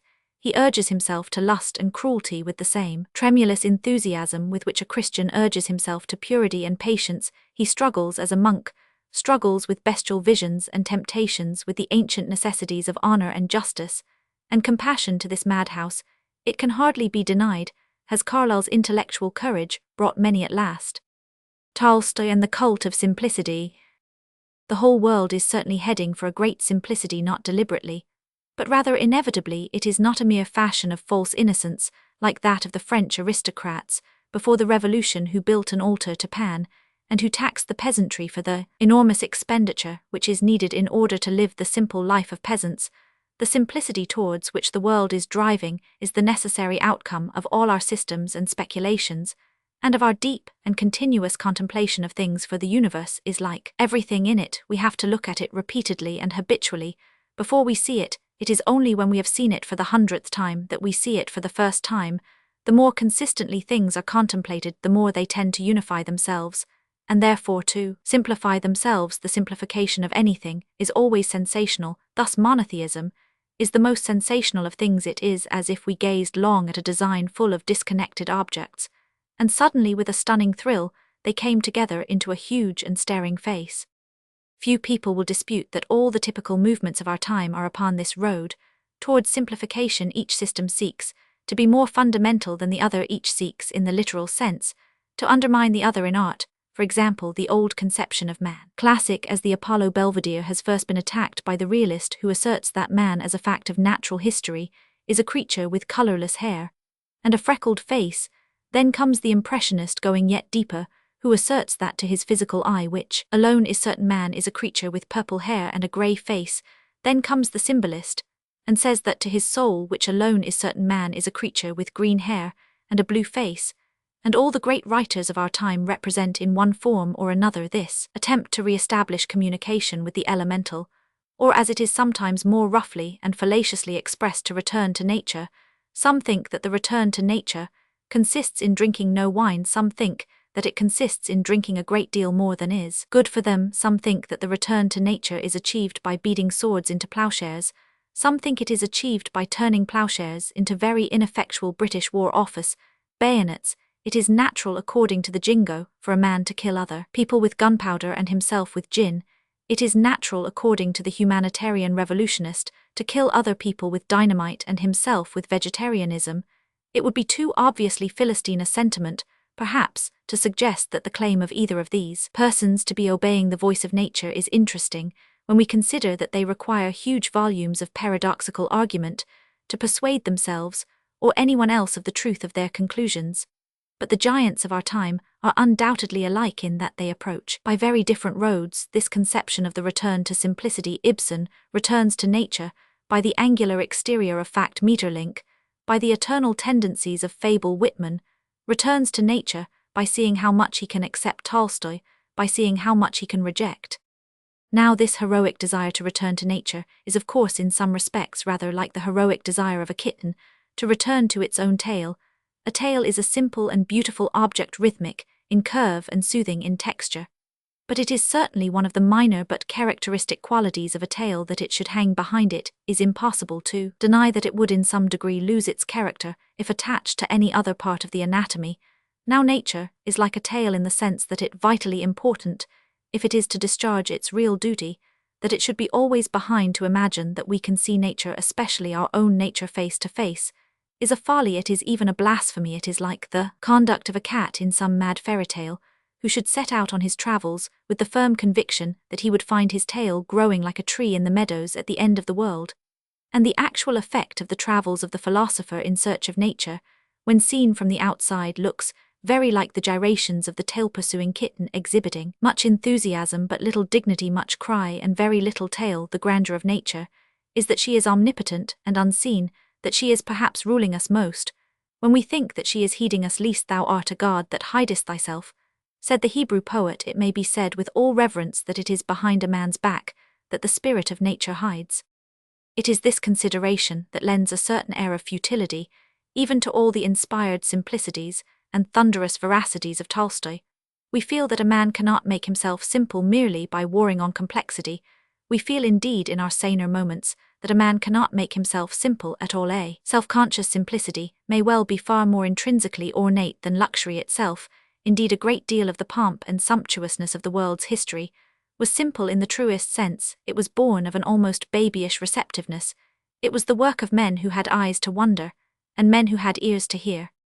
King Solomon brought merchantmen, because of his desire, with peacocks, apes, and ivory, from Tarshish unto Tyre. But this proceeding was not a part of the wisdom of Solomon, it was a part of his folly. I had almost said of his innocence. Tolstoy, we feel, would not be content with hurling satire and denunciation at Solomon. In all his glory, with fierce and unimpeachable logic, he would go a step further. He would spend days and nights in the meadows, stripping the shameless crimson coronals off the lilies of the field. The new collection of tales from Tolstoy, translated and edited by Mr. R. Nisbet Bain, is calculated to draw particular attention to this ethical and ascetic side of Tolstoy's work in one sense, and that the deepest sense the work of Tolstoy is, of course, a genuine and noble appeal to simplicity. The narrow notion that an artist may not teach is pretty well exploded by now, but the truth of the matter is that an artist teaches far more by his mere background and properties, his landscape, his costume, his idiom, and techniqueal, the part of his work, in short, of which he is probably entirely unconscious, than by the elaborate and pompous moral dicta, which he fondly imagines to be his opinions. The real distinction between the ethics of high art and the ethics of manufactured and didactic art lies in the simple fact that the bad fable has a moral, while the good fable is immoral, and the real moral of Tolstoy comes out constantly in these stories, the great moral which lies at the heart of all his work, of which he is probably unconscious, and of which it is quite likely that he would vehemently disapprove. The curious cold white light of morning that shines over all the tales, the folklore simplicity, with which a man or a woman are spoken of without further identification. The love one might almost say the lust for the qualities of brute materials, the hardness of wood, and the softness of mud, the ingrained belief in a certain ancient kindliness sitting beside the very cradle of the race of man. These influences are truly moral. When we put beside them the trumpeting and tearing nonsense of the didactic Tolstoy, screaming for an obscene purity, shouting for an inhuman peace, hacking up human life into small sins, with a chopper sneering at men, women, and children, out of respect to humanity, combining in one chaos of contradictions an unmanly Puritan and an uncivilized prig, then, indeed, we scarcely know whither Tolstoy has vanished. We know not what to do with this small and noisy moralist, who is inhabiting one corner of a great and good man. It is difficult in every case to reconcile Tolstoy the great artist with Tolstoy the almost venomous reformer. It is difficult to believe that a man who draws in such noble outlines the dignity of the daily life of humanity regards as evil that divine act of procreation, by which that dignity is renewed from age to age. It is difficult to believe that a man who has painted with so frightful an honesty the heart-rending emptiness of the life of the poor can really grudge them every one of their pitiful pleasures from courtship to tobacco. It is difficult to believe that a poet in prose who has so powerfully exhibited the earthborn air of man, the essential kinship of a human being with the landscape in which he lives, can deny so elemental a virtue as that which attaches a man to his own ancestors and his own land. It is difficult to believe that the man who feels so poignantly the detestable insolence of oppression would not actually, if he had the chance, lay the oppressor flat with his fist. All, however, arises from the search after a false simplicity, the aim of being, if I may so express it, more natural than it is natural to be. It would not only be more human, it would be more humble of us to be content, to be complex. The truest kinship with humanity would lie in doing, as humanity has always done, accepting with a sportsmanlike relish the estate, to which we are called the star of our happiness, and the fortunes of the land of our birth. The work of Tolstoy has another and more special significance. It represents the reassertion of a certain awful common sense, which characterized the most extreme utterances of Christ. It is true that we cannot turn the cheek to the smiter. It is true that we cannot give our cloak to the robber. Civilization is too complicated, too vainglorious, too emotional. The robber would brag, and we should blush. In other words, the robber and we are alike sentimentalists. The command of Christ is impossible, but it is not insane, it is rather sanity preached to a planet of lunatics. If the whole world was suddenly stricken with a sense of humor, it would find itself mechanically fulfilling the Sermon on the Mount. It is not the plain facts of the world which stand in the way of that consummation, but its passions of vanity and self-advertisement and morbid sensibility. It is true that we cannot turn the cheek to the smiter, and the sole and sufficient reason is that we have not the pluck. Tolstoy and his followers have shown that they have the pluck. And even if we think they are mistaken by this sign, they conquer. Their theory has the strength of an utterly consistent thing. It represents that doctrine of mildness and non-resistance, which is the last and most audacious of all the forms of resistance to every existing authority. It is the great strike of the Quakers, which is more formidable than many sanguinary revolutions. If human beings could only succeed in achieving a real passive resistance, they would be strong with the appalling strength of inanimate things. They would be calm with the maddening calm of oak or iron, which conquer without vengeance, and are conquered without humiliation. The theory of Christian duty enunciated by them is that we should never conquer by force, but always if we can conquer by persuasion. In their mythology, St. George did not conquer the dragon. He tied a pink ribbon round its neck and gave it a saucer of milk. According to them, a course of consistent kindness to Nero would have turned him into something only faintly represented by Alfred the Great. In fact, the policy recommended by this school for dealing with the bovine stupidity and bovine fury of this world is accurately summed up in the celebrated verse of Mr. Edward Lear. There was an old man who said, "How shall I flee from this terrible cow? I will sit on a stile and continue to smile till I soften the heart of this cow." Their confidence in human nature is really honorable and magnificent. It takes the form of refusing to believe the overwhelming majority of mankind, even when they set out to explain their own motives. But although most of us would in all probability tend at first sight to consider this new sect of Christians as little less outrageous than some brawling and absurd sect in the Reformation, yet we should fall into a singular error. In doing so, the Christianity of Tolstoy is, when we come to consider it, one of the most thrilling and dramatic incidents in our modern civilization. It represents a tribute to the Christian religion, more sensational than the breaking of seals or the falling of stars. From the point of view of a rationalist, the whole world is rendered almost irrational by the single phenomenon of Christian socialism. It turns the scientific universe topsy-turvy, and makes it essentially possible that the key of all social evolution may be found in the dusty casket of some discredited creed. It cannot be amiss to consider this phenomenon as it really is. The religion of Christ has, like many true things, been disproved an extraordinary number of times. It was disproved by the Neoplatonist philosophers at the very moment when it was first starting forth upon its startling and universal career.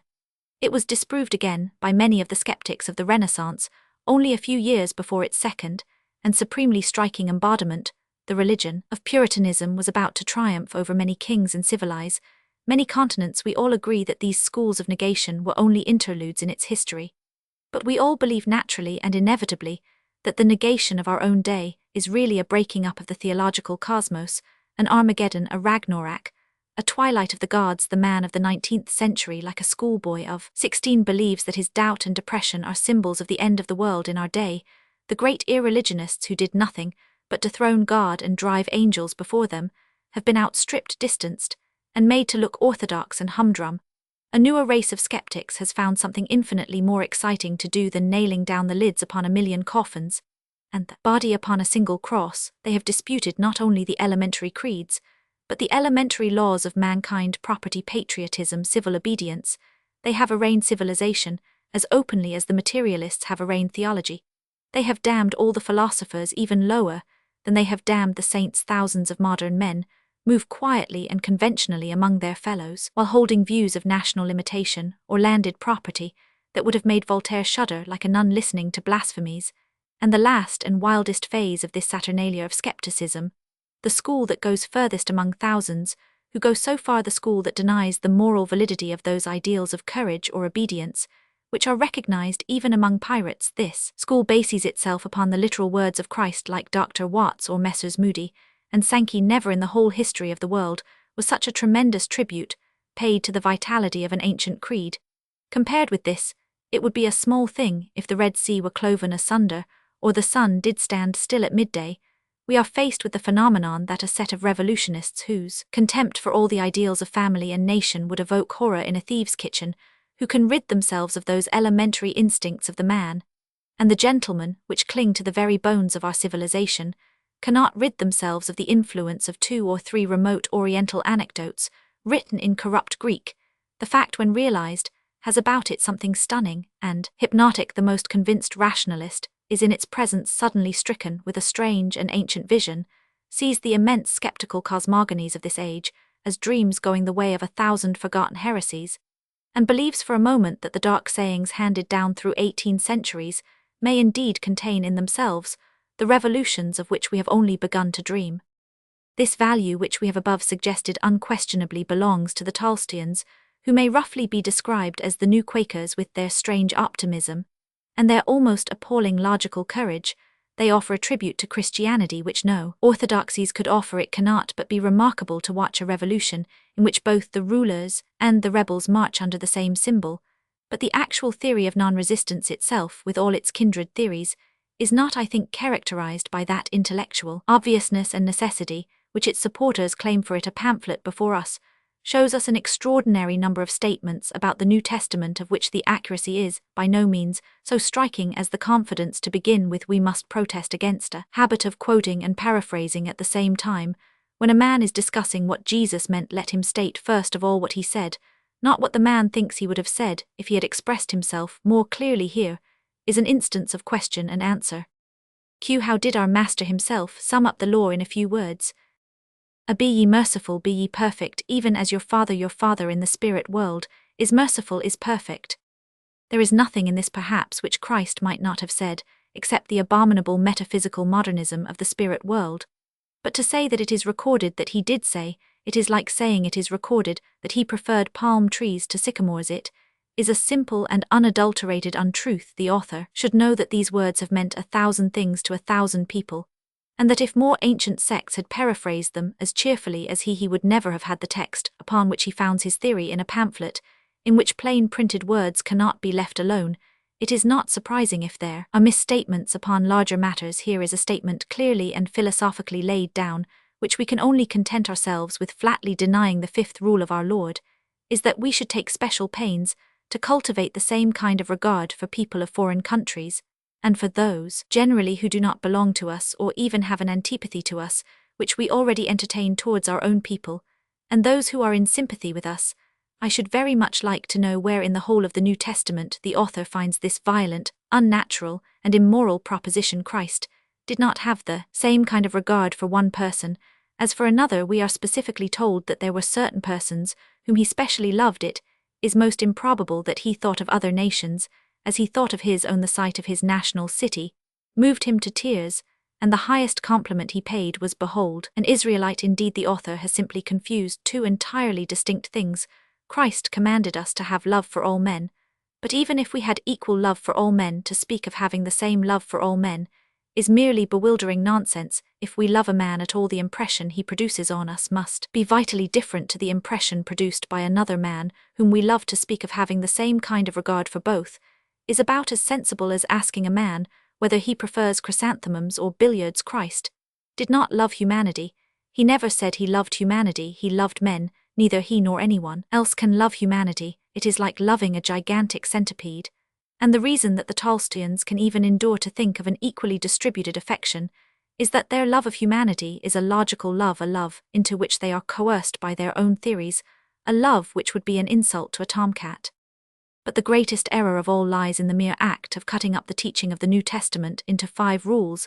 It precisely and ingeniously misses the most dominant characteristic of the teaching, its absolute spontaneity.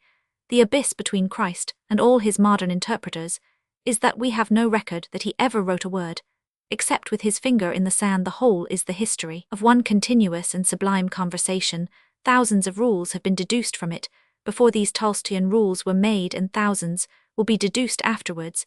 It was not for any pompous proclamation, it was not for any elaborate output of printed volumes, it was for a few splendid and idle words that the cross was set up on Calvary, and the earth gaped, and the sun was darkened at noonday. Savonarola is a man whom we shall probably never understand, until we know what horror may lie at the heart of civilization. This we shall not know until we are civilized. It may be hoped, in one sense, that we may never understand Savonarola. The great deliverers of men have for the most part saved them from calamities, which we all recognize as evil, from calamities, which are the ancient enemies of humanity. The great lawgivers saved us from anarchy, the great physicians saved us from pestilence, the great reformers saved us from starvation.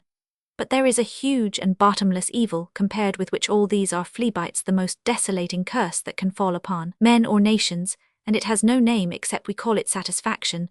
Savonarola did not save men from anarchy, but from order, not from pestilence, but from paralysis, not from starvation, but from luxury. Men like Savonarola are the witnesses to the tremendous psychological fact, at the back of all our brains, but for which no name has ever been found, that ease is the worst enemy of happiness and civilization, potentially the end of man. For I fancy that Savonarola's thrilling challenge to the luxury of his day went far deeper than the mere question of sin. The modern rationalistic admirers of Savonarola, from George Eliot downwards, dwell truly enough upon the sound ethical justification of Savonarola's anger, upon the hideous and extravagant character of the crimes which polluted the palaces of the Renaissance, but they need not be so anxious to show that Savonarola was no ascetic, that he merely picked out the black specks of wickedness with the priggish enlightenment of a member of an ethical society. Probably he did hate the civilization of his time, and not merely its sins, and that is precisely where he was infinitely more profound than a modern moralist. He saw that the actual crimes were not the only evils, that stolen jewels and poisoned wine and obscene pictures were merely the symptoms, that the disease was the complete dependence upon jewels and wine and pictures. This is a thing constantly forgotten in judging of ascetics and Puritans in old times. A denunciation of harmless sports did not always mean an ignorant hatred of what no one but a narrow moralist would call harmful. Sometimes it meant an exceedingly enlightened hatred of what no one but a narrow moralist would call harmless. Ascetics are sometimes more advanced than the average man, as well as less. Such at least was the hatred in the heart of Savonarola. He was making war against no trivial human sins, but against godless and thankless quiescence, against getting used to happiness, the mystic sin, by which all creation fell, he was preaching that severity which is the sign manual of youth and hope. He was preaching that alertness, that clean agility and vigilance, which is as necessary to gain pleasure as to gain holiness, as indispensable in a lover as in a monk. A critic has truly pointed out that Savonarola could not have been fundamentally antisthetic, since he had such friends as Michelangelo Botticelli and Luca della Robbia. The fact is that this purification and austerity are even more necessary for the appreciation of life and laughter than for anything else. To let no bird fly past unnoticed, to spell patiently the stones and weeds, to have the mind a storehouse of sunset, requires a discipline in pleasure and an education in gratitude. The civilization which surrounded Savonarola on every side was a civilization which had already taken the wrong turn, the turn that leads to endless inventions and no discoveries, in which new things grow old with confounding rapidity, but in which no old things ever grow new. The monstrosity of the crimes of the Renaissance was not a mark of imagination, it was a mark, as all monstrosity is, of the loss of imagination. It is only when a man has really ceased to see a horse as it is that he invents a centaur, only when he can no longer be surprised at an ox that he worships the devil. Diablerie is the stimulant of the jaded fancy. It is the dram-drinking of the artist. Savonarola addressed himself to the hardest of all earthly tasks, that of making men turn back and wonder at the simplicities they had learnt to ignore. It is strange that the most unpopular of all doctrines is the doctrine which declares the common life divine. Democracy, of which Savonarola was so fiery an exponent, is the hardest of gospels. There is nothing that so terrifies men as the decree that they are all kings. Christianity, in Savonarola's mind identical with democracy, is the hardest of gospels. There is nothing that so strikes men with fear as the saying that they are all the sons of God. Savonarola and his republic fell. The drug of despotism was administered to the people, and they forgot what they had been. There are some at the present day who have so strange a respect for art and letters, and for mere men of genius, that they conceive the reign of the Medici to be an improvement on that of the great Florentine Republican. It is such men as these and their civilization that we have at the present day to fear. We are surrounded on many sides by the same symptoms as those which awoke the unquenchable wrath of Savonarola. Hedonism, that is more sick of happiness than an invalid, is sick of pain. An art sense that seeks the assistance of crime, since it has exhausted nature. In many modern works we find veiled and horrible hints of a truly Renaissance sense of the beauty of blood. The poetry of murder. The bankrupt and depraved imagination does not see that a living man is far more dramatic than a dead one. Along with this, as in the time of the Medici, goes the falling back into the arms of despotism, the hunger for the strong man, which is unknown among strong men. The masterful hero is worshipped, as he is worshipped by the readers of the Beau Belles novelettes, and for the same reason a profound sense of personal weakness, that tendency to devolve our duties, descends on us, which is the soul of slavery. Alike whether for its menial tasks it employs serfs or emperors, against all this the great clerical republican stands in everlasting protest, preferring his failure to his rival's success. The issue is still between him and Lorenzo, between the responsibilities of liberty and the license of slavery, between the perils of truth and the security of silence, between the pleasure of toil and the toil of pleasure. The supporters of Lorenzo the Magnificent are assuredly among us men for whom even nations and empires only exist to satisfy the moment, men to whom the last hot hour of summer is better than a sharp and wintry spring. They have an art, a literature, a political philosophy, which are all alike valued for their immediate effect upon the taste, not for what they promise of the destiny of the spirit. Their statuettes and sonnets are rounded and perfect, while Macbeth is in comparison a fragment, and the Moses of Michelangelo a hint. Their campaigns and battles are always called triumphant, while Caesar and Cromwell wept for many humiliations, and the end of it all is the hell of no resistance, the hell of an unfathomable softness, until the whole nature recoils into madness, and the chamber of civilization is no longer merely a cushioned apartment, but a padded cell. This last and worst of human miseries Savonarola saw afar off, and bent his whole gigantic energies to turning the chariot into another course. Few men understood his object. Some called him a madman, some a charlatan, some an enemy of human joy.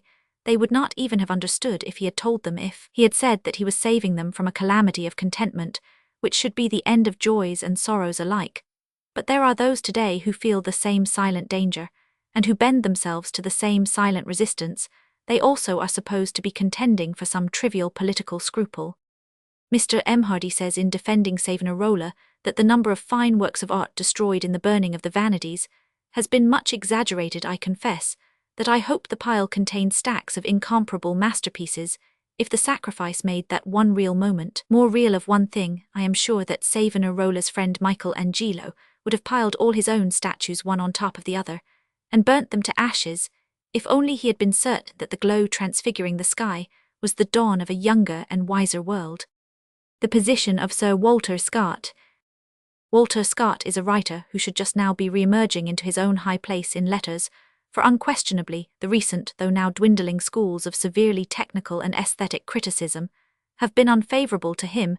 He was a chaotic and unequal writer, and if there is one thing in which artists have improved since his time, it is in consistency and equality. It would perhaps be unkind to inquire whether the level of the modern man of letters as compared with Scott is due to the absence of valleys or the absence of mountains, but in any case we have learnt in our day to arrange our literary effects carefully, and the only point in which we fall short of Scott is in the incidental misfortune that we have nothing particular to arrange.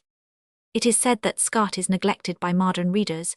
If so, the matter could be more appropriately described by saying that modern readers are neglected by Providence.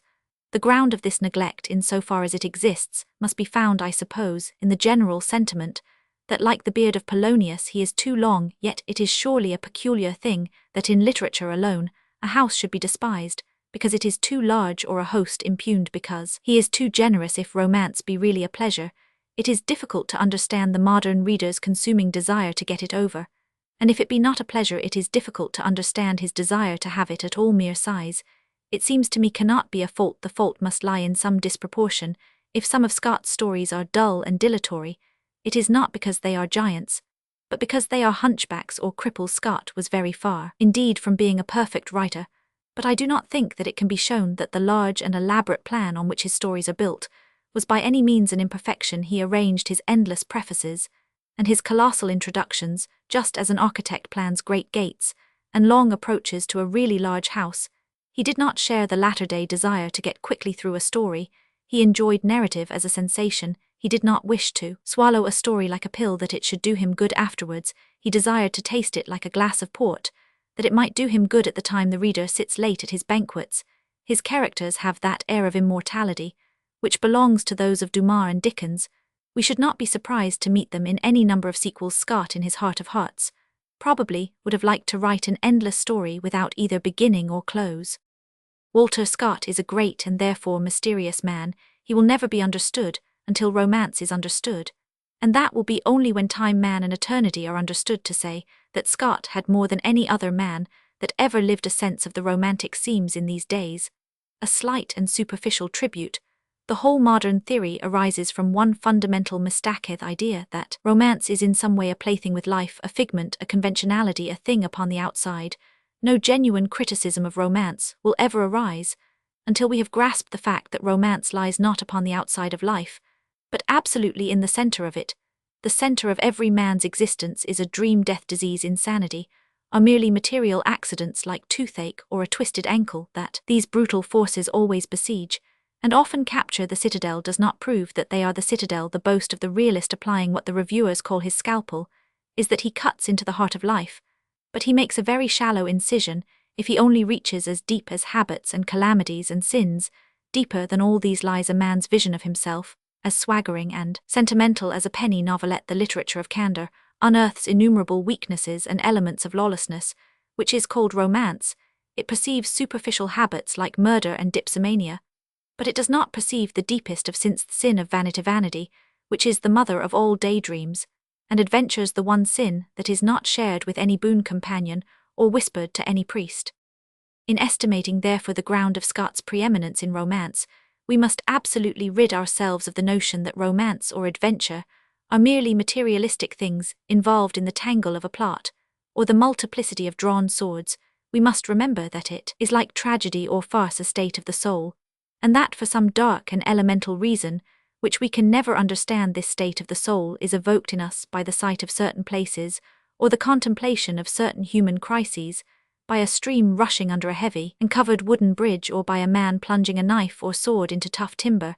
In the selection of these situations, which catch the spirit of romance as in Annette Scott, has never been equalled, or even approached his finest scenes affect us like fragments of a hilarious dream, they have the same quality which is often possessed by those nocturnal comedies, that of seeming more human than our waking Liffyvan, while they are less possible. Sir Arthur Warder with his daughter, and the old beggar crouching in a cranny of the cliff as night falls and the tide closes around them, are actually in the coldest and bitterest of practical situations, yet the whole incident has a quality that can only be called boyish. It is warmed with all the colours of an incredible sunset. Rob Roy, trapped in the Tolbooth and confronted with Bailey Nicol Jarvie, draws no sword, leaps from no window, affects none of the dazzling external acts upon which contemporary romance depends, yet that plain and humorous dialogue is full of the essential philosophy of romance, which is an almost equal betting upon man and destiny. Perhaps the most profoundly thrilling of all Scott's situations is that in which the family of Colonel Mannering are waiting for the carriage, which may or may not arrive by night to bring an unknown man into a princely possession. Yet almost the whole of that thrilling scene consists of a ridiculous conversation about food and flirtation between a frivolous old lawyer and a fashionable girl. We can say nothing about what makes these scenes, except that the wind bloweth where it listeth, and that here the wind blows strong. It is in this quality of what may be called spiritual adventurousness that Scott stands at so different an elevation to the whole of the contemporary crop of romancers who have followed the leadership of Dumas. There has indeed been a great and inspiriting revival of romance in our time, but it is partly frustrated in almost every case by this rooted conception that romance consists in the vast multiplication of incidents and the violent acceleration of narrative. The heroes of Mr. Stanley Weyman scarcely ever have their swords out of their hands. The deeper presence of romance is far better felt when the sword is at the hip, ready for innumerable adventures too terrible to be pictured. The Stanley Weyman hero has scarcely time to eat his supper, except in the act of leaping from a window, or whilst his other hand is employed in lunging with a rapier. In Scott's heroes, on the other hand, there is no characteristic so typical or so worthy of humour as their disposition to linger over their meals. The conviviality of the Clerk of Copmanhurst or of Mr. Playdell, and the thoroughly solid things they are described as eating, is one of the most perfect of Scott's poetic touches. In short, Mr. Stanley Weyman is filled with the conviction that the sole essence of romance is to move with insatiable rapidity from incident to incident. In the truer romance of Scott, there is more of the sentiment of "Oh, still delay, thou art so fair," more certain patriarchal enjoyment of things as they array off, the sword by the side, and the wine-cup in the hand. Romance, indeed, does not consist by any means so much in experiencing adventures as in being ready for them. How little the actual boy cares for incidents in comparison to tools and weapons may be tested by the fact that the most popular story of adventure is concerned with a man who lived for years on a desert island with 2 guns and a sword which he never had to use on an enemy. Closely connected with this is one of the charges most commonly brought against Scott, particularly in his own day, the charge of a fanciful and monotonous insistence upon the details of armour and costume. The critic in the Edinburgh Review said indignantly that he could tolerate a somewhat detailed description of the apparel of Marmion, but when it came to an equally detailed account of the apparel of his pages and yeomen, the mind could bear it no longer. The only thing to be said about that critic is that he had never been a little boy. He foolishly imagined that Scott valued the plume and dagger of Marmion for Marmion's sake, not being himself romantic. He could not understand that Scott valued the plume because it was a plume, and the dagger because it was a dagger. Like a child, he loved weapons with a manual materialistic love, as one loves the softness of fur or the coolness of marble. One of the profound philosophical truths which are almost confined to infants is this love of things not for their use or origin, but for their own inherent characteristics. The child's love of the toughness of wood, the wetness of water, the magnificent soapiness of soap.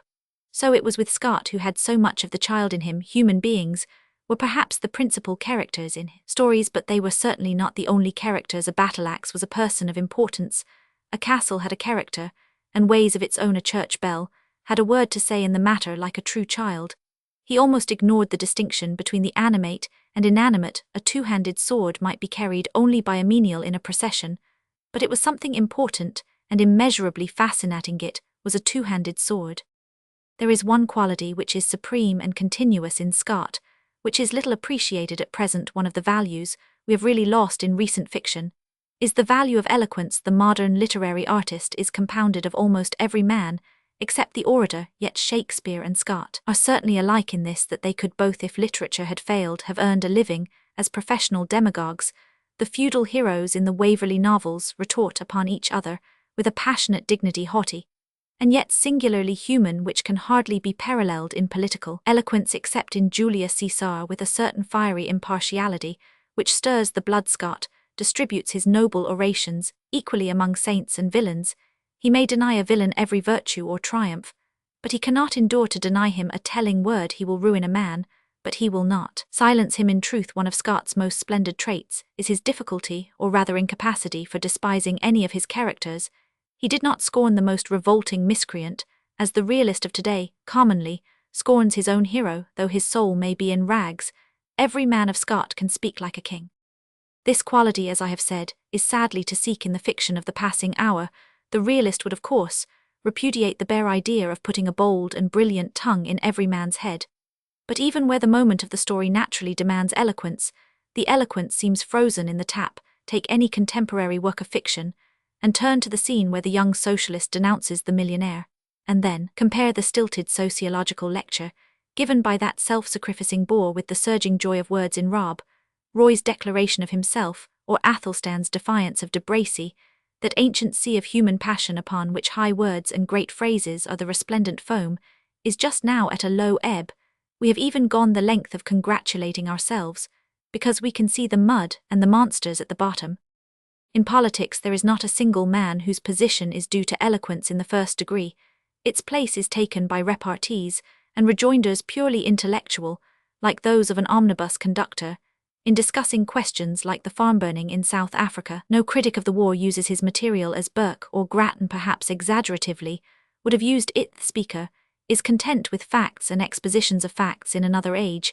He might have risen and hurled that great song in prose, perfect as prose, and yet, rising into a chant, which Meg Merrilies hurled at Ellengowan at the rulers of Britain, "Ride your ways, Laird of Ellengowan, ride your ways, Godfrey Bertram, this day. Have ye quenched 7 smoking hearths? See if the fire in your ain parlour burns the blither, for that ye have riven the thack of 7 cotter houses. Look, if your ain roof tree stands the faster, for that ye may stable your stirks in the shalings of Dernclug. See that the hare does not couch on the hearthstane of Ellengowan, ride your ways, Godfrey Bertram." The reason is, of course, that these men are afraid of bombast, and Scott was not a man will not reach eloquence if he is afraid of bombast, just as a man will not jump a hedge if he is afraid of a ditch, as the object of all eloquence is to find the least common denominator of men's souls, to fall just within the natural comprehension. It cannot, obviously, have any chance with a literary ambition, which aims at falling just outside it. It is quite right to invent subtle analyses and detached criticisms, but it is unreasonable to expect them to be punctuated with roars of popular applause. It is possible to conceive of a mob shouting any central and simple sentiment, good or bad, but it is impossible to think of a mob shouting a distinction in terms. In the matter of eloquence, the whole question is one of the immediate effect of greatness, such as is produced even by fine bombast. It is absurd to call it merely superficial here. There is no question of superficiality. We might as well call a stone that strikes us between the eyes merely superficial. The very word superficial is founded on a fundamental mistake about life. The idea that second thoughts are best the superficial impression of the world is by far the deepest. What we really feel naturally and casually about the look of skies and trees, and the face of friends, that, and that alone, will almost certainly remain our vital philosophy to our dying day. Scott's bombast, therefore, will always be stirring to anyone who approaches it, as he should approach all literature as a little child. We could easily excuse the contemporary critic for not admiring melodramas and adventure stories and Punch and Judy, if he would admit that it was a slight deficiency in his artistic sensibilities. Beyond all question, it marks a lack of literary instinct to be unable to simplify one's mind. At the first signal of the advance of romance, "You do me wrong," said Brian de Bois Gilbert to Rebecca, "many a law, many a commandment have I broken, but my word never die," cries Balfour of Burley to the villain in Old Mortality. "Die, hoping nothing, believing nothing, and fearing nothing," replies the other. This is the old and honourable fine art of bragging, as it was practised by the great worthies of antiquity. The man who cannot appreciate it goes along with the man who cannot appreciate beef or claret, or a game with children or a brass band. They are afraid of making fools of themselves, and are unaware that that transformation has already been triumphantly effected. Scott is separated then from much of the later conception of fiction by this quality of eloquence. The whole of the best and finest work of the modern novelist, such as the work of Mr. Henry James, is primarily concerned with that delicate and fascinating speech which burrows deeper and deeper like a mole, but we have wholly forgotten that speech which mounts higher and higher like a wave, and falls in a crashing peroration. Perhaps the most thoroughly brilliant and typical man of this decade is Mr. Bernard Shaw in his admirable play of Candida. It is clearly a part of the character of the socialist clergyman that he should be eloquent, but he is not eloquent because the whole GBS condition of mind renders impossible that poetic simplicity which eloquence requires. Scott takes his heroes and villains seriously, which is after all the way that heroes and villains take themselves, especially villains. It is the custom to call these old romantic poses artificial, but the word artificial is the last and silliest evasion of criticism. There was never anything in the world that was really artificial. It had some motive or ideal behind it, and generally a much better one than we think. Of the faults of Scott as an artist, it is not very necessary to speak, for faults are generally and easily pointed out, while there is yet no adequate valuation of the varieties and contrasts of virtue. We have compiled a complete botanical classification of the weeds in the poetical garden, but the flowers still flourish neglected and nameless. It is true, for example, that Scott had an incomparably stiff and pedantic way of dealing with his heroines. He made a lively girl of 18 refuse an offer in the language of Dr. Johnson. To him, as to most men of his time, woman was not an individual, but an institution, a toast that was drunk some time after that of church and king.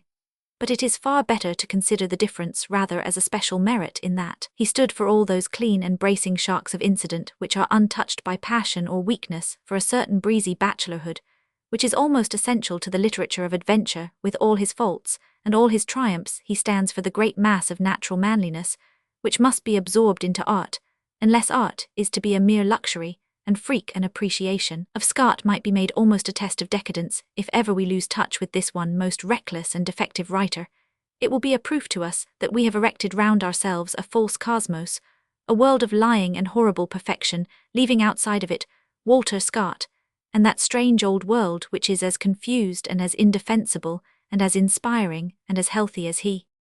Bret Harte. There are more than 999 excellent reasons which we could all have for admiring the work of Bret Harte, but one supreme reason stands not in a certain general superiority to them, a reason, which may be stated in 3 propositions united in a common conclusion: first, that he was a genuine American; second, that he was a genuine humorist; and third, that he was not an American humorist. Bret Harte had his own peculiar humor, but it had nothing in particular to do with American humor. American humor has its own peculiar excellence, but it has nothing in particular to do with Bret Harte. American humor is purely exaggerative. Bret Harte's humor was sympathetic and analytical. In order fully to understand this, it is necessary to realize genuinely and thoroughly that there is such a thing as an international difference in humor. If we take the crudest joke in the world, joke, let us say, of a man sitting down on his hat, we shall yet find that all the nations would differ in their way of treating it humorously, and that if American humor treated it at all, it would be in a purely American manner. For example, there was a case of an orator in the House of Commons, who, after denouncing all the public abuses he could think of, did sit down on his hat. An Irishman immediately rose, full of the whole wealth of Irish humor, and said, "Should I be in order, sir, in congratulating the honourable gentleman on the fact that when he sat down on his hat, his head was not in it. Here is a glorious example of Irish humour. The bull not unconscious, not entirely conscious, but rather an idea so absurd that even the utterer of it can hardly realize how abysmally absurd it is. But every other nation would have treated the idea in a manner slightly different. The Frenchman's humour would have been logical.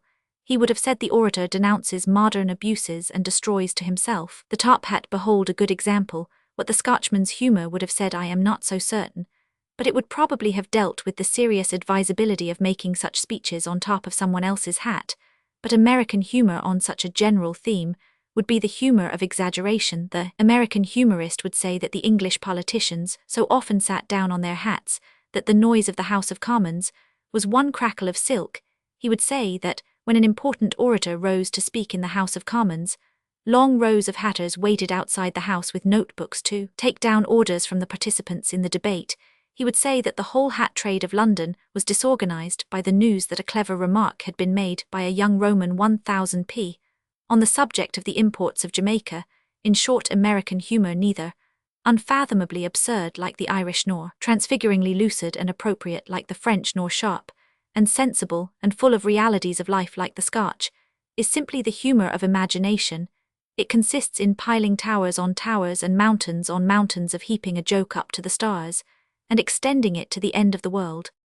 With this distinctively American humour Bret Harte had little or nothing in common. The wild skybreaking humour of America has its fine qualities, but it must in the nature of things be deficient in two qualities, not only of supreme importance to life and letters, but of supreme importance to humour, reverence and sympathy, and these two qualities were knit into the closest texture of Bret Harte's humour. Everyone who has read and enjoyed Mark Twain as he ought to be read and enjoyed will remember a very funny and irreverent story about an organist who was asked to play appropriate music to an address upon the parable of the prodigal son, and who proceeded to play with great spirit. Well, all get blind drunk when Johnny comes marching home. The best way of distinguishing Bret Harte from the rest of American humour is to say that if Bret Harte had described that scene, it would in some subtle way have combined a sense of the absurdity of the incident with some sense of the sublimity and pathos of the theme. You would have felt that the organist's tune was funny, but not that the prodigal son was funny. But America is under a kind of despotism of humour. Everyone is afraid of humour, the meanest of human nightmares. Bret Harte had to express the matter briefly, but more or less essentially, the power of laughing not only at things, but also with them. America has laughed at things magnificently, with gargantuan reverberations of laughter, but she has not even begun to learn the richer lesson of laughing with them. The supreme proof of the fact that Bret Harte had the instinct of reverence may be found in the fact that he was a really great parodist. This may have the appearance of being a paradox, but as in the case of many other paradoxes, it is not so important whether it is a paradox as whether it is not obviously true. Mere derision, mere contempt, never produced, or could produce parody. A man who simply despises Paderewski for having long hair is not necessarily fitted to give an admirable imitation of his particular touch on the piano. If a man wishes to parody Paderewski's style of execution, he must emphatically go through one process. First, he must admire it, and even reverence it. Bret Harte had a real power of imitating great authors, as in his parodies on Dumas, on Victor Hugo, on Charlotte Brontë. This means, and can only mean, that he had perceived the real beauty, the real ambition of Dumas and Victor Hugo and Charlotte Brontë. To take an example, Bret Harte has in his imitation of Hugo a passage like this: Roman 1000 Madeline was if possible better than Roman 1000 Mariel. Roman 1000 Mariel was an angel. Roman 1000 Madeline was a good man. I do not know whether Victor Hugo ever used this antithesis, but I am certain that he would have used it and thanked his stars if he had thought of it. This is real parody, inseparable from admiration. It is the same in the parody of Dumas, which is arranged on the system of Aramis. Killed 3 of them. Porthos 3, Athos 3. You cannot write that kind of thing unless you have first exulted in the arithmetical ingenuity of the plots of Dumas. It is the same in the parody of Charlotte Brontë, which opens with a dream of a storm-beaten cliff, containing jewels and pelicans. Bret Harte could not have written it unless he had really understood the triumph of the Brontes, the triumph of asserting that great mysteries lie under the surface of the most sullen life, and that the most real part of a man is in his dreams. This kind of parody is forever removed from the purview of ordinary American humour. Can anyone imagine Mark Twain, that admirable author, writing even a tolerable imitation of authors so intellectually individual as Hugo or Charlotte Brontë? Mark Twain would yield to the spirit of contempt, which destroys parody. All those who hate authors fail to satirize them, for they always accuse them of the wrong faults. The enemies of Thackeray call him a worldling, instead of what he was, a man too ready to believe in the goodness of the unworldly. The enemies of Meredith call his gospel too subtle, instead of what it is, a gospel if anything too robust. And it is this vulgar misunderstanding which we find in most parody, which we find in all American parody, but which we never find in the parodies of Bret Harte. The skies, they were ashen and sober. The streets, they were dirty and drear. It was the dark month of October, in that most immemorial year. Like the skies, I was perfectly sober, but my thoughts, they were palsied and sere. Yes, my thoughts were decidedly queer. This could only be written by a genuine admirer of Edgar Allan Poe, who permitted himself for a moment to see the fun of the thing. Parody might indeed be defined as the worshipper's half-holiday. The same general characteristic of sympathy amounting to reverence marks Bret Harte's humour in his better-known class of works, the short stories he does not make his characters absurd in order to make them contemptible. It might almost be said that he makes them absurd in order to make them dignified. For example, the greatest creation of Bret Harte, greater even than Colonel Starbottle, and how terrible it is to speak of anyone greater than Colonel Starbottle, is that unutterable being who goes by the name of Yuba Bill. He is of course the coach driver in the Bret Harte district, some ingenious person, whose remarks I read the other day, had compared him on this ground with old Mr. Weller. It would be difficult to find a comparison indicating a more completely futile instinct for literature. Tony Weller and Yuba Bill were both coach drivers, and this fact establishes a resemblance just about as much as the fact that Jobson in Rob Roy and George Warrington in Pendennis were both lawyers, or that Antonio and Mr. Pickwick were both merchants, or that Sir Galahad and Sir Willoughby Patten were both knights. Tony Weller is a magnificent grotesque. He is a gargoyle, and his mouth, like the mouths of so many gargoyles, is always open. He is garrulous, exuberant, flowery, preposterously sociable. He holds that great creed of the convivial, the creed which is at the back of so much that is greatest in Dickens, the creed that eternity begins at 10 o'clock at night, and that nights last forever. But Yuba Bill is a figure of a widely different character. He is not convivial. It might almost be said that he is too great ever to be sociable. A circle of quiescence and solitude, such as that which might ring a saint or a hermit, rings this majestic and profound humorist. His jokes do not flow upon him like those of Mr. Weller, sparkling, continual, and deliberate like the play of a fountain in a pleasure garden. They fall suddenly and capriciously like a crash of avalanches from a great mountain. Tony Weller has the noisy humour of London. Yuba Bill has the silent humour of the earth. One of the worst of the disadvantages of the rich and random fertility of Bret Harte is the fact that it is very difficult to trace or recover all the stories that he has written.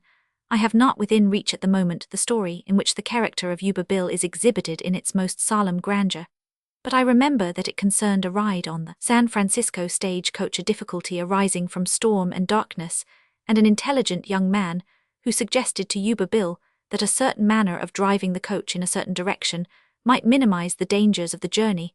A profound silence followed the intelligent young man's suggestion, and then, I quote from memory, Yuba Bill observed at last, "Ere you set any value on that remark." The young man professed not fully to comprehend him, and Yuba Bill continued reflectively, "'Cause there's a comic paper in Frisco pays for them things, and I've seen worse in it. To be rebuked thus is like being rebuked by the pyramids, or by the starry heavens." There is about Yuba Bill this air of a pugnacious calm, a stepping back to get his distance for a shattering blow which is like that of Dr. Johnson at his best, and the effect is inexpressively increased by the background and the whole picture which Bret Harte paints so powerfully, the stormy skies, the sombre gorge, the rocking and spinning coach, and high above the feverish passengers, the huge dark form of Yuba Bill, a silent mountain of humour. Another unrecovered and possibly irrecoverable fragment about Yuba Bill I recall in a story about his visiting a lad who had once been his protégé in the Wild West, and who had since become a distinguished literary man in Boston. Yuba Bill visits him, and on finding him in evening dress, lifts up his voice in a superb lamentation over the tragedy of finding his old friend at last a hotel waiter. Then vindictively pursuing the satire, he calls fiercely to his young friend, "Hi Alphonse, bring me a patty de foie gras dame." These are the things that make us love the eminent Bill. He is one of those who achieved the noblest and most difficult of all the triumphs of a fictitious character, the triumph of giving us the impression of having a great deal more in him than appears between the two boards of the story. Smaller characters give us the impression that the author has told the whole truth about them. Greater characters give the impression that the author has given of them not the truth, but merely a few hints and samples in some mysterious way. We seem to feel that even if Shakespeare was wrong about Falstaff, Falstaff existed and was real, that even if Dickens was wrong about Micawber, Micawber existed and was real. So we feel that there is in the great salt sea of Yuba Bill's humour as good fish as ever came out of it. The fleeting jests which Yuba Bill throws to the coach passengers only give us the opportunity of fancying and deducing the vast mass of jests which Yuba Bill shares with his creator. Bret Harte had to deal with countries and communities of an almost unexampled laxity, a laxity passing the laxity of savages, the laxity of civilized men grown savage. He dealt with a life which we in a venerable and historic society may find it somewhat difficult to realize. It was the life of an entirely new people, a people who, having no certain past, could have no certain future. The strangest of all the sardonic jests that history has ever played may be found in this fact that there is a city which is of all cities the most typical of innovation and dissipation, and a certain almost splendid vulgarity, and that this city bears the name in a quaint old European language of the most perfect exponent of the simplicity and holiness of the Christian tradition. The city is called San Francisco. San Francisco, the capital of the Bret Harte country, is a city typifying novelty in a manner in which it is typified by few modern localities. San Francisco has in all probability its cathedrals, but it may well be that its cathedrals are less old and less traditional than many of our hotels, if its inhabitants built temple to the most primal and forgotten god of whose worship we can find a trace. That temple would still be a modern thing, compared with many taverns in Suffolk round which there lingers a faint tradition of Mr. Pickwick. And everything in that new gold country was new even to the individual inhabitants, good, bad, and indifferent, heroes and dastards. They were all men from nowhere. Most of us have come across the practical problem of London, landladies, the problem of the doubtful foreign gentleman in a street of respectable English people. Those who have done so can form some idea of what it would be to live in a street full of doubtful foreign gentlemen, in a parish, in a city, in a nation composed entirely of doubtful foreign gentlemen. Old California, at the time of the first rush after gold, was actually this paradox of the nation of foreigners. It was a republic of incognitos. No one knew who anyone else was, and only the more ill-mannered and uneasy even desired to know in such a country, as this gentleman took more trouble to conceal their gentility than thieves living in South Kensington would take to conceal their blackguardism in such a country. Everyone is an equal because everyone is a stranger in such a country. It is not strange if men in moral matters feel something of the irresponsibility of a dream to plan plans which are continually miscarrying against men who are continually disappearing by the assistance of not whom to crush, not whom. This must be a demoralizing life for any man. It must be beyond description demoralizing for those who have been trained in no lofty or orderly scheme of right. Small blame to them, indeed, if they become callous and supercilious and cynical. And the great glory and achievement of Bret Harte consists in this, that he realized that they do not become callous, supercilious and cynical, but that they do become sentimental and romantic and profoundly affectionate. He discovered the intense sensibility of the primitive man. To him we owe the realization of the fact that while modern barbarians of genius like Mr. Henley, and in his weaker moments Mr. Rudyard Kipling, delight in describing the coarseness and crude cynicism and fierce humor of the unlettered classes are in reality highly sentimental and religious, and not in the least like the creations of Mr. Henley and Mr. Kipling. Bret Harte tells the truth about the wildest, the grossest, the most rapacious of all the districts of the earth. Truth, that while it is very rare indeed in the world to find a thoroughly good man, it is rarer, still rare to the point of monstrosity, to find a man who does not either desire to be one or imagine that he is one already. Alfred the Great. The celebrations in connection with the millenary of King Alfred struck a note of sympathy in the midst of much that was unsympathetic, because altogether apart from any peculiar historical opinions, all men feel the sanctifying character of that which is at once strong and remote. The ancient thing is always the most homely, and the distant thing the most near. The only possible peacemaker is a dead man. Ever since by the sublime religious story a dead man only could reconcile heaven and earth in a certain sense, we always feel the past ages as human and our own age as strangely and even weirdly dehumanized in our own time. The details overpower us. Men's badges and buttons seem to grow larger and larger, as in a horrible dream. To study humanity in the present is like studying a mountain with a magnifying glass. To study it in the past is like studying it through a telescope. For this reason England, like every other great and historic nation, has sought its typical hero in remote and ill-recorded times. The personal and moral greatness of Alfred is indeed beyond question.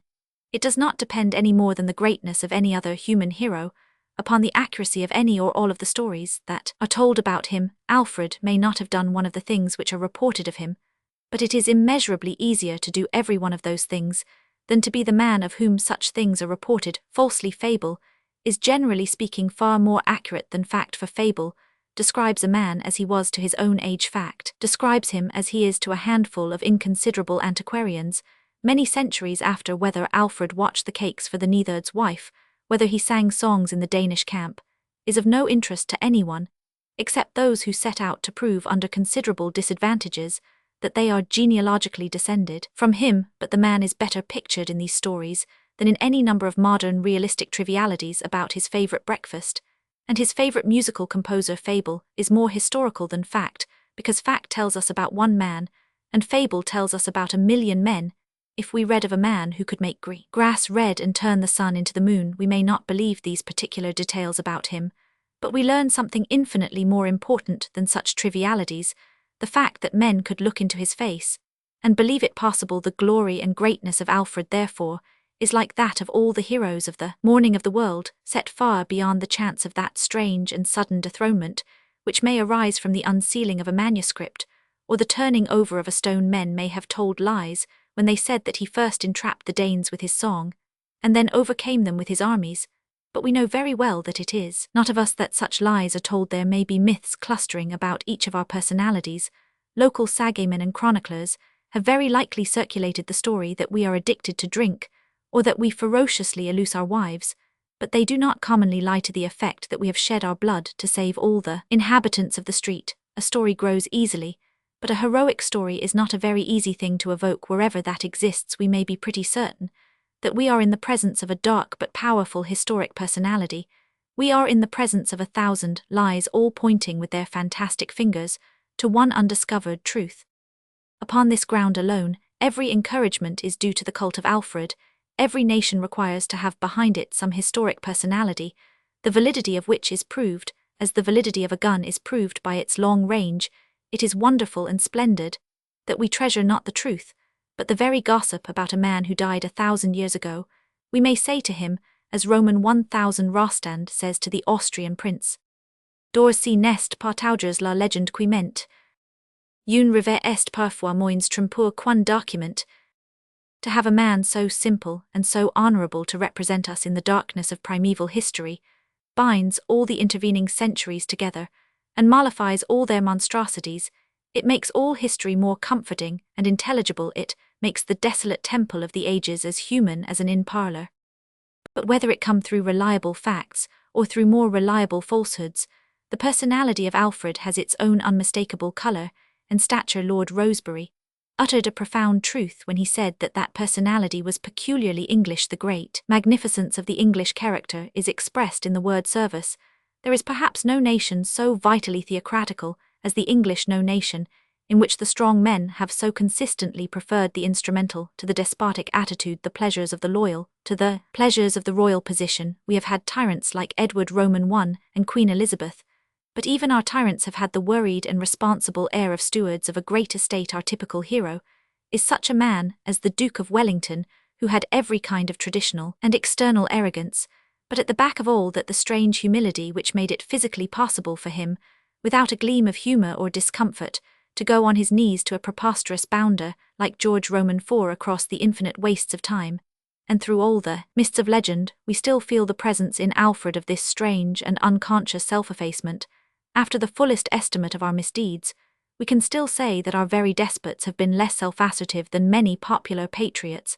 As we consider these things, we grow more and more impatient of any modern tendencies towards the enthronement of a more self-conscious and theatrical ideal. Lord Rosebery called up before our imaginations the picture of what Alfred would have thought of the vast modern developments of his nation, its immense fleet, its widespread empire, its enormous contribution to the mechanical civilization of the world.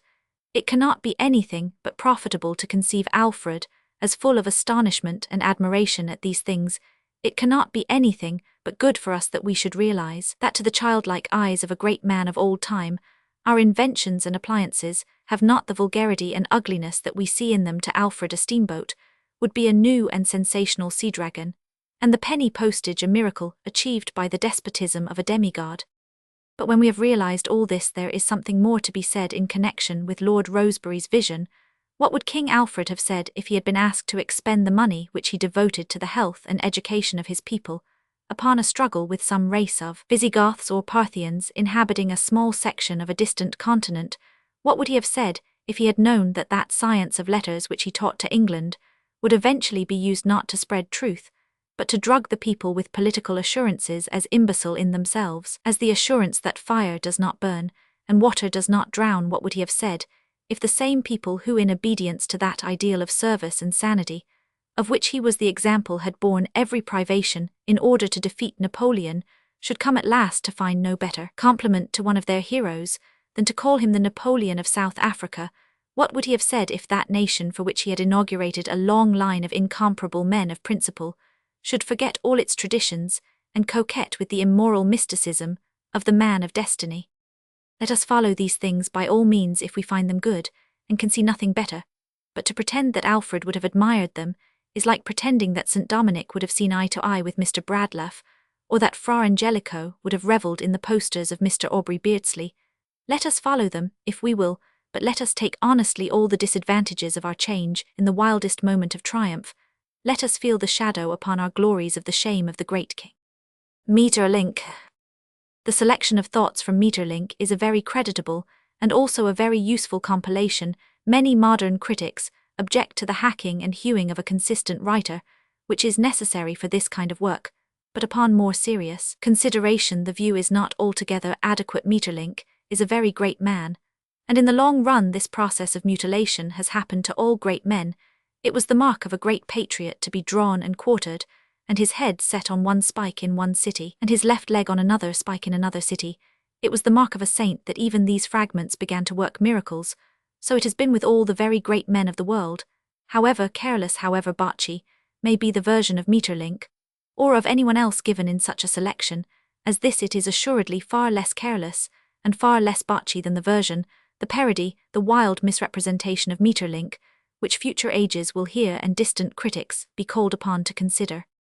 No one can feel any reasonable doubt that we have heard about Christ and Socrates, and Buddha and St. Francis, a mere chaos of excerpts, a mere book of quotations, but from those fragmentary epigrams, we can deduce greatness as clearly as we can deduce Venus from the torso of Venus or Hercules ex pede Herculum, if we knew nothing else about the founder of Christianity, for example, beyond the fact that a religious teacher lived in a remote country, and in the course of his peregrinations and proclamations, consistently called himself the Son of Man.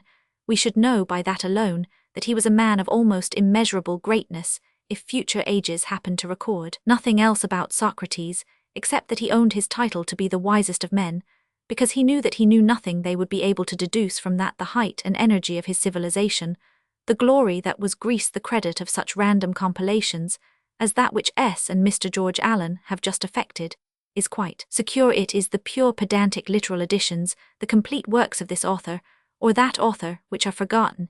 It is such books as this that have revolutionized the destiny of the world. Great things like Christianity or Platonism have never been founded upon consistent editions. All of them have been founded upon scrapbooks. The position of Maeterlinck in modern life is a thing too obvious to be easily determined in words. It is perhaps best expressed by saying that it is the great glorification of the inside of things at the expense of the outside. There is one great evil in modern life, for which nobody has found even approximately a tolerable description. I can only invent a word, and call it rheumatism. It is the tendency to think first of things which as a matter of fact lie far away from the actual center of human experience.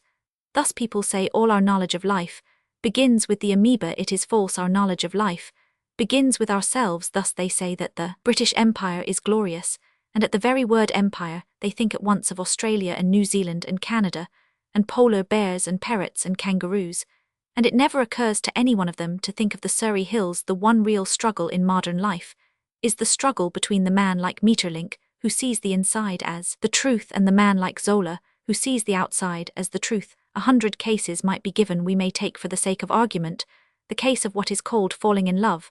The sincere realist, the man who believes in a certain finality in physical science, says you may if you like describe this thing as a divine and sacred and incredible vision. That is your sentimental theory about it, but what it is an animal and sexual instinct designed for certain natural purposes. The man on the other side, the idealist, replies with quite equal confidence that this is the very reverse of the truth. I put it, as it has always struck me. He replies, not at all. You may if you like describe this thing as an animal and sexual instinct designed for certain natural purposes. That is your philosophical or zoological theory about it. What it is beyond all doubt of any kind is a divine and sacred and incredible vision. The fact that it is an animal necessity only comes to the naturalistic philosopher after looking abroad, studying its origins and results, constructing an explanation of its existence, more or less natural and conclusive. The fact that it is a spiritual triumph comes to the first errand boy who happens to feel it if a lad of 17 falls in love, and is struck dead by a hansom cab an hour afterwards. He has known the thing as it is a spiritual ecstasy. He has never come to trouble about the thing as it may be a physical destiny. If anyone says that falling in love is an animal thing, the answer is very simple. The only way of testing the matter is to ask those who are experiencing it, and none of those would admit for a moment that it was an animal thing. Maeterlinck's appearance in Europe means primarily this subjective intensity. By this, the materialism is not overthrown, materialism is undermined. He brings not something which is more poetic than realism, not something which is more spiritual than realism, not something which is more right than realism, but something which is more real than realism. He discovers the one indestructible thing, this material world, on which such vast systems have been superimposed. This may mean anything. It may be a dream, it may be a joke, it may be a trap or temptation, it may be a charade, it may be the beatific vision. The only thing of which we are certain is this human soul. This human soul finds itself alone in a terrible world, afraid of the grass. It has brought forth poetry and religion in order to explain matters. It will bring them forth again. It matters not one atom how often the lulls of materialism and skepticism occur. They are always broken by the reappearance of a fanatic. They have come in our time. They have been broken by Maeterlinck. Ruskin too. I do not think anyone could find any fault with the way in which Mr. Collingwood has discharged his task, except of course Mr. Ruskin himself, who would certainly have scored through all the eulogies in passionate red ink, and declared that his dear friend had selected for admiration the very parts of his work which were vile, brainless, and revolting. That, however, was merely Ruskin's humour, and one of the deepest disappointments with Mr. Collingwood is that he, like everyone else, fails to appreciate Ruskin as a humorist. Yet he was a great humorist. Half the explosions which are solemnly scolded as one-sided were simply meant to be one-sided, were mere laughing experiments in language. Like a woman, he saw the humour of his own prejudices, did not sophisticate them by logic but deliberately exaggerated them by rhetoric. 1/10 of his paradoxes would have made the fortune of a modern young man with gloves of an art yellow. He was as fond of nonsense as Mr. Max Beerbohm, only he was fond of other things too. He did not ask humanity to dine on pickles. But while his kaleidoscope of fancy and epigram gives him some kinship with the present day, he was essentially of an earlier type. He was the last of the prophets. With him vanishes the secret of that early Victorian simplicity which gave a man the courage to mount a pulpit above the head of his fellows. Many elements, good and bad, have destroyed it. Humility, as well as fear, camaraderie, as well as skepticism, have bred in us a desire to give our advice lightly and persuasively, to mask our morality, to whisper a word, and glide away. The contrast was in some degree typified in the House of Commons under the last leadership of Mr. Gladstone, the old order with its fist on the box, and the new order with its feet on the table. Doubtless, the wine of that prophecy was too strong even for the strong heads that carried it. It made Ruskin capricious and despotic, Tennyson lonely and whimsical, Carlyle harsh to the point of hatred, and Kingsley often rabid to the ruin of logic, and Charity, one alone of that race of giants, the greatest and most neglected, was sober. After the cup no mission, no frustration could touch with hysteria the humanity of Robert Browning. But though Ruskin seems to close the role of the militant prophets, we feel how needful are such figures when we consider with what pathetic eagerness men pay prophetic honours even to those who disclaim the prophetic character. Ibsen declares that he only depicts life, that as far as he is concerned, there is nothing to be done, and still armies of Ibsenites rally to the flag and enthusiastically do nothing. I have found traces of a school which avowedly follows Mr. Henry James, an idea full of humour. I like to think of a crowd with pikes and torches, shouting passages from the awkward age. It is right and proper for a multitude to declare its readiness to follow a prophet to the end of the world, but if he himself explains with pathetic gesticulations that he is only going for a walk in the park, there is not much for the multitude to do. But the disciple of Ruskin had plenty to do. He made roads in his spare moments. He studied the whole of geology and botany. He lifted up paving stones, and got down into early Florentine cellars where by hanging upside down he could catch a glimpse of a Cimabue unpraisable, but by divine silence he rushed from one end of a city to the other comparing ceilings. His limbs were weary, his clothes were torn, and in his eyes was that unfathomable joy of life which man will never know again, until once more he takes himself seriously. Mr. Collingwood's excellent chapters on the art criticism of Ruskin would be better, in my opinion, if they showed more consciousness of the after-revolutions that have reversed, at least in detail, much of Ruskin's teaching. We no longer think that art became valueless when it was first corrupted with anatomical accuracy. But if we return to that Raphaelism to which he was so unjust, let us not fall into the old error of intelligent reactionaries, that of ignoring our own debt to revolutions. Ruskin could not destroy the market of Raphaelism, but he could and did destroy its monopoly. We may go back to the Renaissance, but let us remember that we go back free. We can picnic now in the ruins of our dungeon and deride our deliverer. But neither in Mr. Collingwood's book nor in Ruskin's own delightful Pieta Rita shall we ever get to the heart of the matter.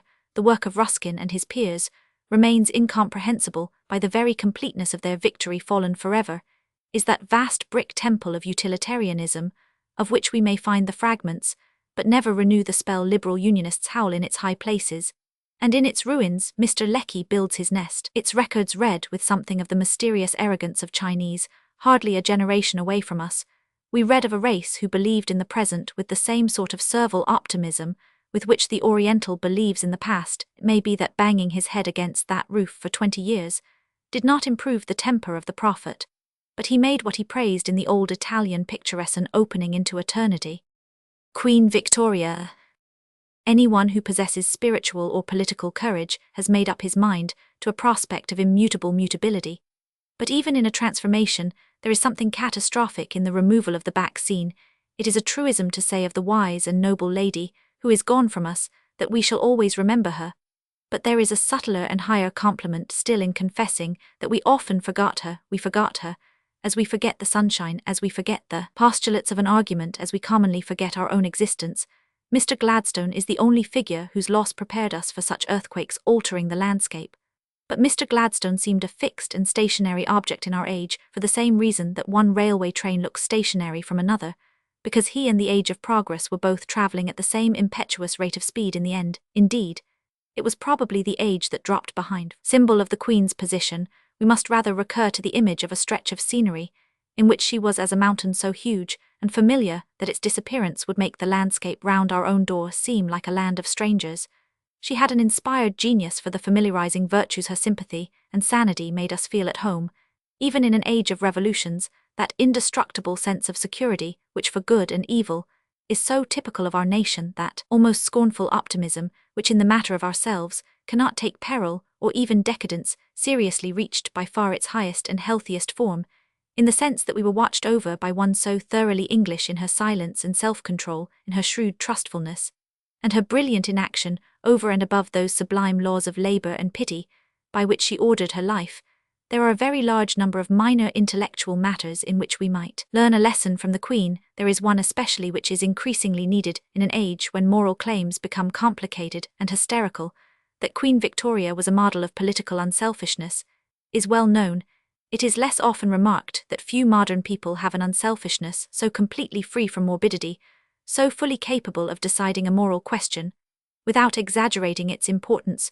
No eminent person of our time has been so utterly devoid of that disease of self-assertion, which is often rampant among the unselfish. She had one most rare and valuable faculty, the faculty of letting things pass. Acts of Parliament and other things her predecessors, whether honest men or knaves, were attacked every now and then with a nightmare of despotic responsibility. They suddenly conceived that it rested with them to save the world, and the Protestant Constitution. Queen Victoria had far too much faith in the world to try to save it. She knew that Acts of Parliament, even bad Acts of Parliament, do not destroy nations, but she knew that ignorance, ill-temper, tyranny and officiousness do destroy nations, and not upon any provocation would she set an example in these things. We fancy that this sense of proportion, this largeness and coolness of intellectual magnanimity, is the one of the 1,000 virtues of Queen Victoria, of which the near future will stand most in need. We are gaining many new mental powers, and with them new mental responsibilities in psychology and sociology, above all in education. We are learning to do a great many clever things. Unless we are much mistaken, the next great task will be to learn not to do them. If that time comes, assuredly, we cannot do better than turn once more to the memory of the great Queen, who for 70 years followed through every possible tangle and distraction the fairy thread of common sense. We are suffering just now from an outbreak of the imagination which exhibits itself in politics, and the most unlikely places. The German emperor, for example, is neither a tyrant nor a lunatic as used to be absurdly represented.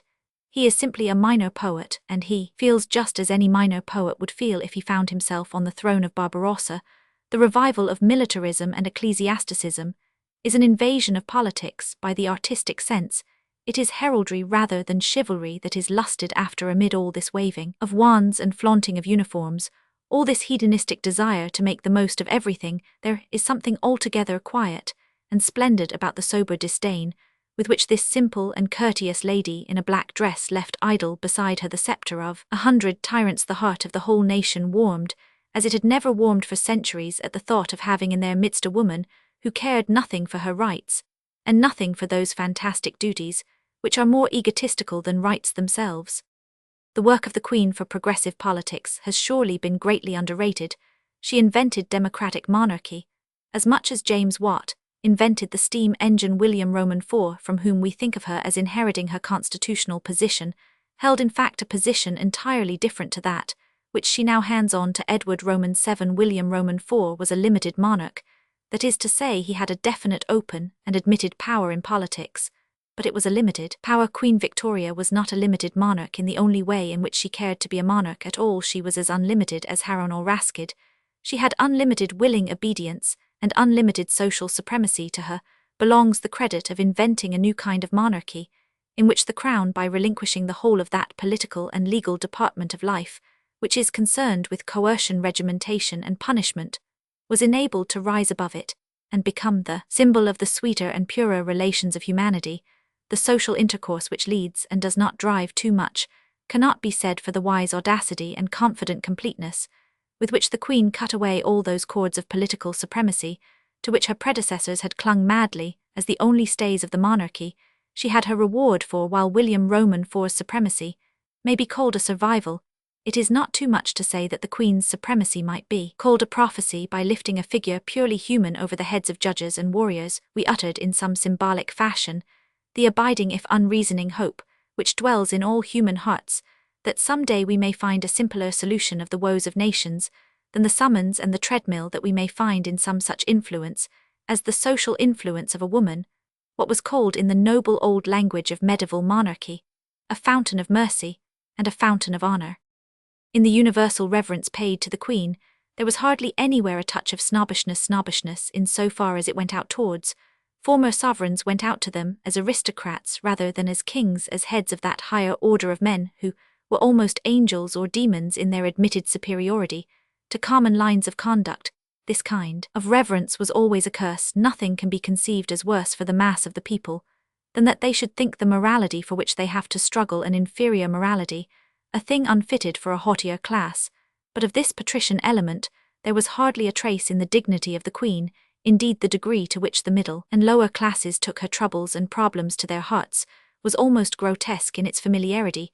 No one thought of the Queen as an aristocrat like the Duke of Devonshire, or even as a member of the governing classes, like Mr. Chamberlain. Men thought of her as something nearer to them, even in being further off, as one who was a good queen, and who would have been, had her fate demanded with equal cheerfulness, a good washerwoman. Herein lay her unexampled triumph, the greatest, and perhaps the last triumph of monarchy. Monarchy in its healthiest days had the same basis as democracy, the belief in human nature.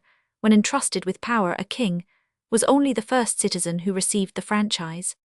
Both royalty and religion have been accused of despising humanity, and in practice it has been too often true, but after all both the conception of the prophet and that of the king were formed by paying humanity the supreme compliment of selecting from it, almost at random, this daring idea that a healthy human being, when thrilled by all the trumpets of a great trust, would rise to the situation, has often been tested, but never with such complete success as in the case of our dead Queen. On her was piled the crushing load of a vast and mystical tradition, and she stood up straight under it. Heralds proclaimed her as the anointed of God, and it did not seem presumptuous. Brave men died in thousands shouting her name, and it did not seem unnatural. No mere intellect, no mere worldly success could, in this age of bold inquiry, have sustained that tremendous claim. Long ago we should have stricken Caesar and dethroned Napoleon, but these glories and these sacrifices did not seem too much to celebrate a hardworking human nature. They were possible, because at the heart of our empire was nothing but a defiant humility. If the Queen had stood for any novel or fantastic imperial claims, the whole would have seemed a nightmare. The whole was successful because she stood, and no one could deny that she stood for the humblest, the shortest, and the most indestructible of human gospels, that when all troubles and troublemongers have had their say, our work can be done, till sunset our life can be lived till death. The German Emperor. The list of the really serious, the really convinced, the really important and comprehensible people now alive includes, as most Englishmen would now be prepared to admit, the German Emperor. He is a practical man. And a poet. I do not know whether there are still people in existence who think there is some kind of faint antithesis between these two characters, but I incline to think there must be, because of the surprise which the career of the German Emperor has generally evoked. When he came to the throne, it became at once apparent that he was poetical. People assumed in consequence that he was unpractical, that he would plunge Europe into war, that he would try to annex France, that he would say he was the Emperor of Russia, that he would stand on his head in the Reichstag, that he would become a pirate on the Spanish Main. Years upon years have passed. He has gone on making speeches, he has gone on talking about God, and his sword he has poured out an ever-increased rhetoric and aestheticism, and yet all the time people have slowly and surely realized that he knows what he is about, that he is one of the best friends of peace, that his influence on Europe is not only successful, but in many ways good, that he knows what world he is living in better than a score of materialists. The explanation never comes to them. He is a poet, therefore a practical man. The affinity of the two words, merely as words, is much nearer than many people suppose. For the matter of that, there is one Greek word for I do, from which we get the word practical, and another Greek word for I do, from which we get the word poet. I was doubtless once informed of a profound difference between the two, but I have forgotten it. The two words practical and poetical may mean two subtly different things in that old and subtle language, but they mean the same in English and the same in the long run. It is ridiculous to suppose that the man who can understand the inmost intricacies of a human being who has never existed at all cannot make a guess at the conduct of man who lives next door. It is idle to say that a man who has himself felt the mad longing under the mad moon for a vagabond life cannot know why his son runs away to sea. It is idle to say that a man who has himself felt the hunger for any kind of exhilaration from angel or devil cannot know why his butler takes to drink. It is idle to say that a man who has been fascinated with the wild fastidiousness of destiny does not know why stockbrokers gamble, to say that a man who has been knocked into the middle of eternal life by a face in a crowd does not know why the poor merry young, that a man who found his path to all things kindly and pleasant blackened and barred suddenly by the body of a man does not know what it is to desire murder. It is idle, in short, for a man who has created men to say that he does not understand them. A man who is a poet may, of course, easily make mistakes in these personal and practical relations. Such mistakes and similar ones have been made by poets, such mistakes and greater ones have been made by soldiers and statesmen and men of business. But in so far as a poet is in these things less of a practical man, he is also less of a poet. If Shakespeare really married a bad wife when he had conceived the character of Beatrice, he ought to have been ashamed of himself. He had failed not only in his life, he had failed in his art. If Balzac got into rows with his publishers, he ought to be rebuked, and not commiserated. Having evolved so many consistent businessmen from his own inside, the German Emperor is a poet, and therefore he succeeds because poetry is so much nearer to reality than all the other human occupations. He is a poet and succeeds because the majority of men are poets. It is true, if that matter is at all important, that the German Emperor is not a good poet. The majority of men are poets, only they happen to be bad poets. The German Emperor fails ridiculously, if that is all that is in question, in almost every one of the artistic occupations to which he addresses himself. He is neither a first-rate critic, nor a first-rate musician, nor a first-rate painter, nor a first-rate poet. He is a 12th-rate poet. But because he is a poet at all, he knocks to pieces all the first-rate politicians in the war of politics. Having made clear my position, so far I discover with a certain amount of interest that I have not yet got to the subject of these remarks. The German Emperor is a poet. And although, as far as I know, every line he ever wrote may be nonsense, he is a poet in this real sense, that he has realized the meaning of every function he has performed. Why should we jeer at him? Because he has a great many uniforms. For instance, the very essence of the really imaginative man is that he realizes the various types or capacities in which he can appear. Every one of us, or almost every one of us, does in reality fulfill almost as many offices as Pooh Bah. Almost every one of us is a ratepayer, an immortal soul, an Englishman, a baptized person, a mammal, a miner, poet, a juryman, a married man, a bicyclist, a Christian, a purchaser of newspapers, and a critic of Mr. Alfred Austin. We ought to have uniforms for all these things. How beautiful it would be if we appeared tomorrow. The uniform of a ratepayer in brown and green with buttons made in the shape of coins, and a blue incometax paper tastefully arranged as a favor, or again, if we appeared dressed as immortal souls in a blue uniform, with stars. It would be very exciting to dress up as Englishmen, or to go to a fancy dress ball as Christians. Some of the costumes I have suggested might appear a little more difficult to carry out the dress of a person who purchases newspapers, though it mostly consists of coloured evening editions arranged in a stiff skirt, like that of a saltatrice round the waist of the wearer. Has many mysterious points. The attire of a person prepared to criticize the poet laureate is something so awful and striking that I dare not even begin to describe it. The one fact which I am willing to reveal, and to state seriously and responsibly, is that it buttons up behind. But most assuredly, we ought not to abuse the Kaiser, because he is fond of putting on all his uniforms. He does so because he has a large number of established and involuntary incarnations.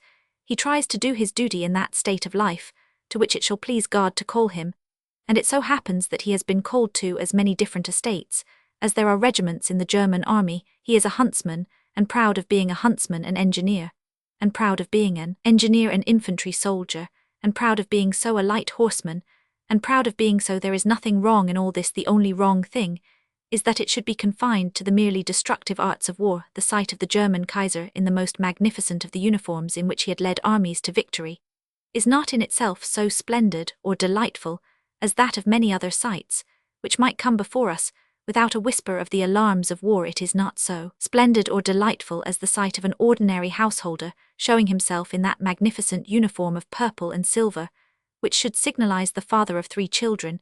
It is not so splendid or delightful as the appearance of a young clerk in an insurance office decorated with those 3 long crimson plumes, which are the well-known insignia of a gentleman who is just engaged to be married, nor can it compare with the look of a man wearing the magnificent green and silver armor by which we know one who has induced an acquaintance to give up getting drunk, or the blue and gold, which is only accorded to persons who have prevented fights in the street. We belong to quite as many regiments as the German Kaiser. Our regiments are regiments that are embattled everywhere. They fight an unending fight against all that is hopeless and rapacious, and of evil report. The only difference is that we have the regiments but not the uniforms.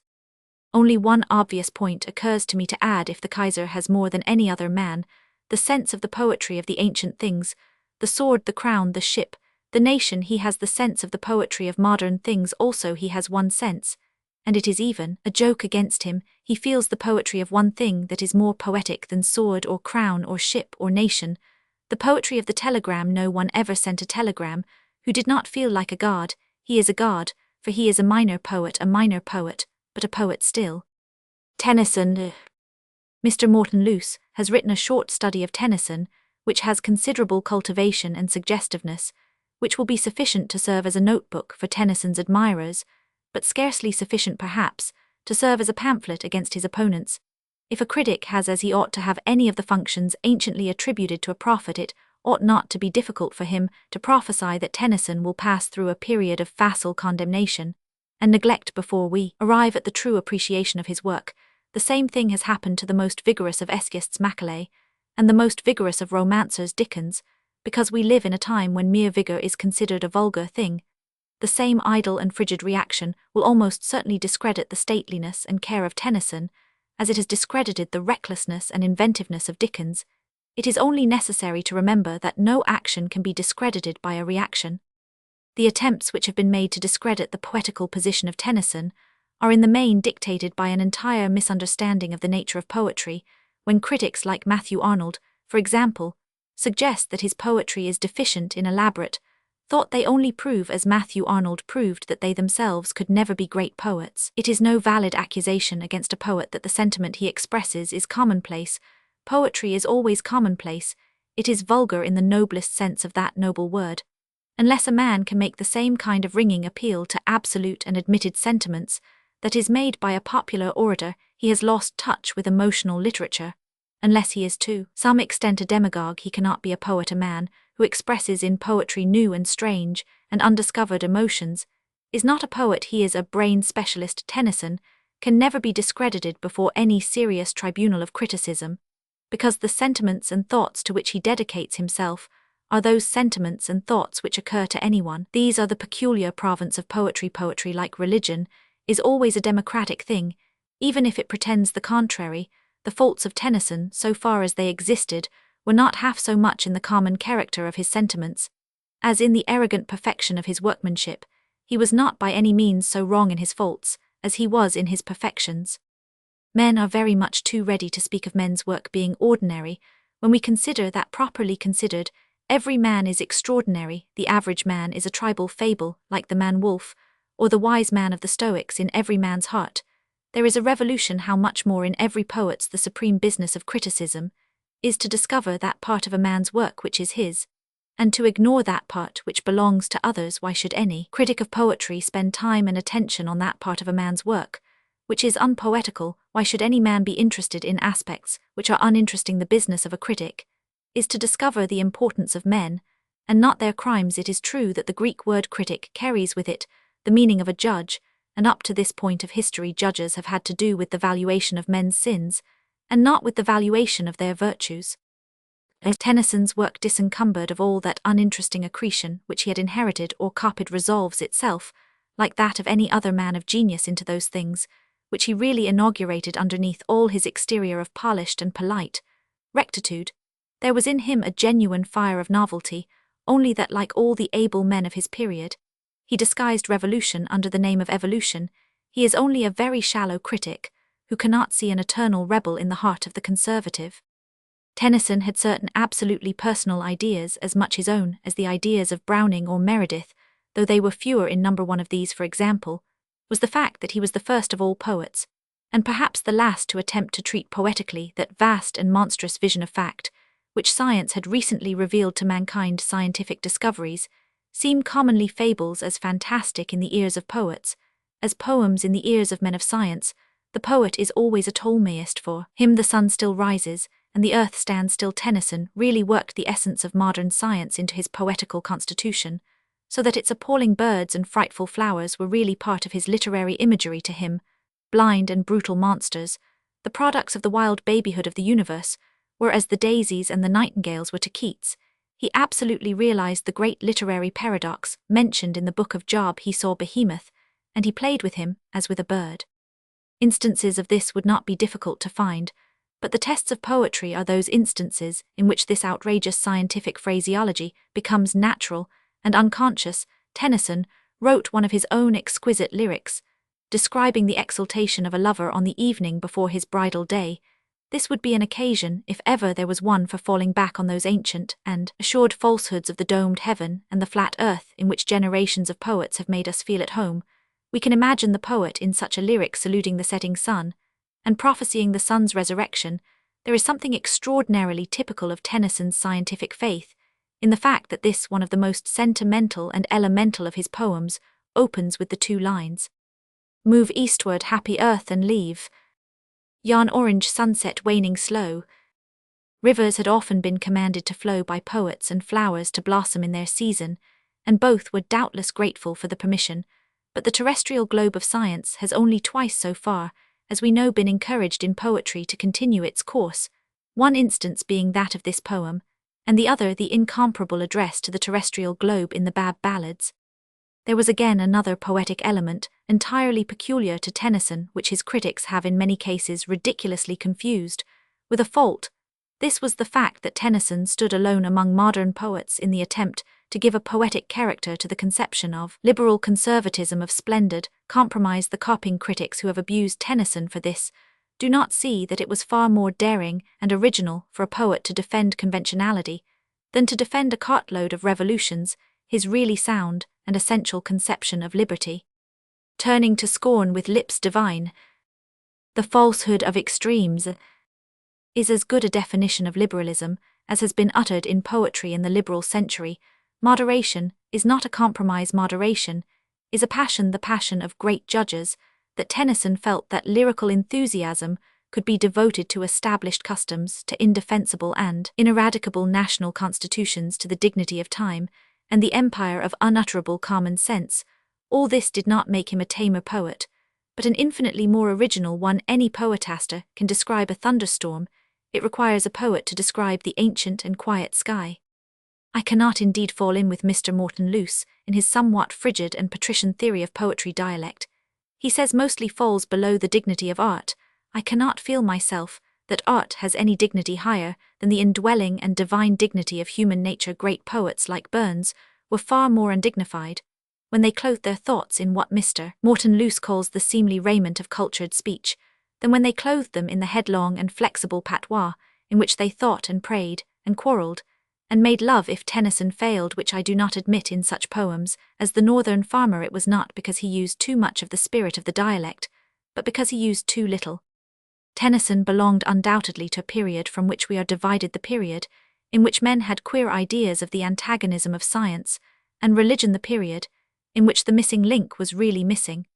But his hold upon the old realities of existence never wavered. He was the apostle of the sanctity of laws, of the sanctity of customs. Above all, like every poet, he was the apostle of the sanctity of words. Elizabeth Barrett Browning. The delightful new edition of Mrs. Browning's Casa Guidi, Windows, which Mr. John Lane has just issued, ought certainly to serve as an opportunity for the serious criticism and inevitable admiration to which a great poet is entitled, for Mrs. Browning was a great poet, and not, as is idly and vulgarly supposed, only a great poetess. The word poetess is bad English, and it conveys a particularly bad compliment. Nothing is more remarkable about Mrs. Browning's work than the absence of that trite and namby-pamby elegance which the last 2 centuries demanded from lady writers. Wherever her verse is bad, it is bad from some extravagance of imagery, some violence of comparison, some kind of debauch of cleverness. Her nonsense never arises from weakness, but from a confusion of powers. If the phrase explain itself, she is far more a great poet than she is a good one.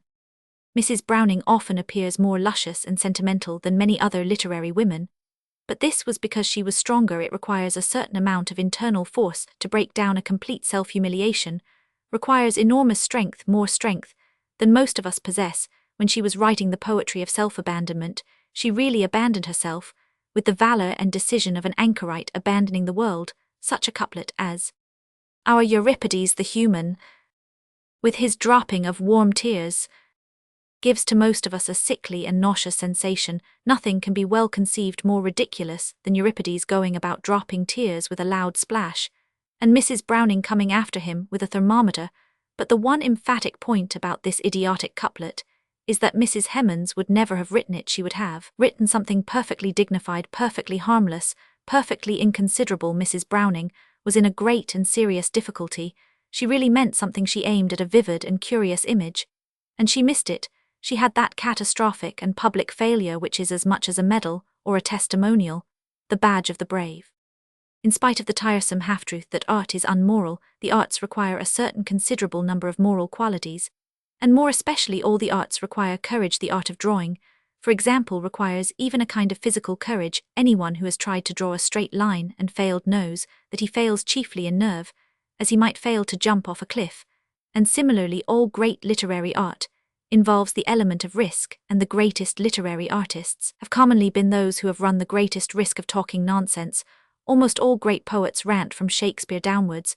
Mrs. Browning was Elizabethan in her luxuriance and her audacity, and the gigantic scale of her wit. We often feel with her, as we feel with Shakespeare, that she would have done better with half as much talent. The great curse of the Elizabethans is upon her that she cannot leave anything alone.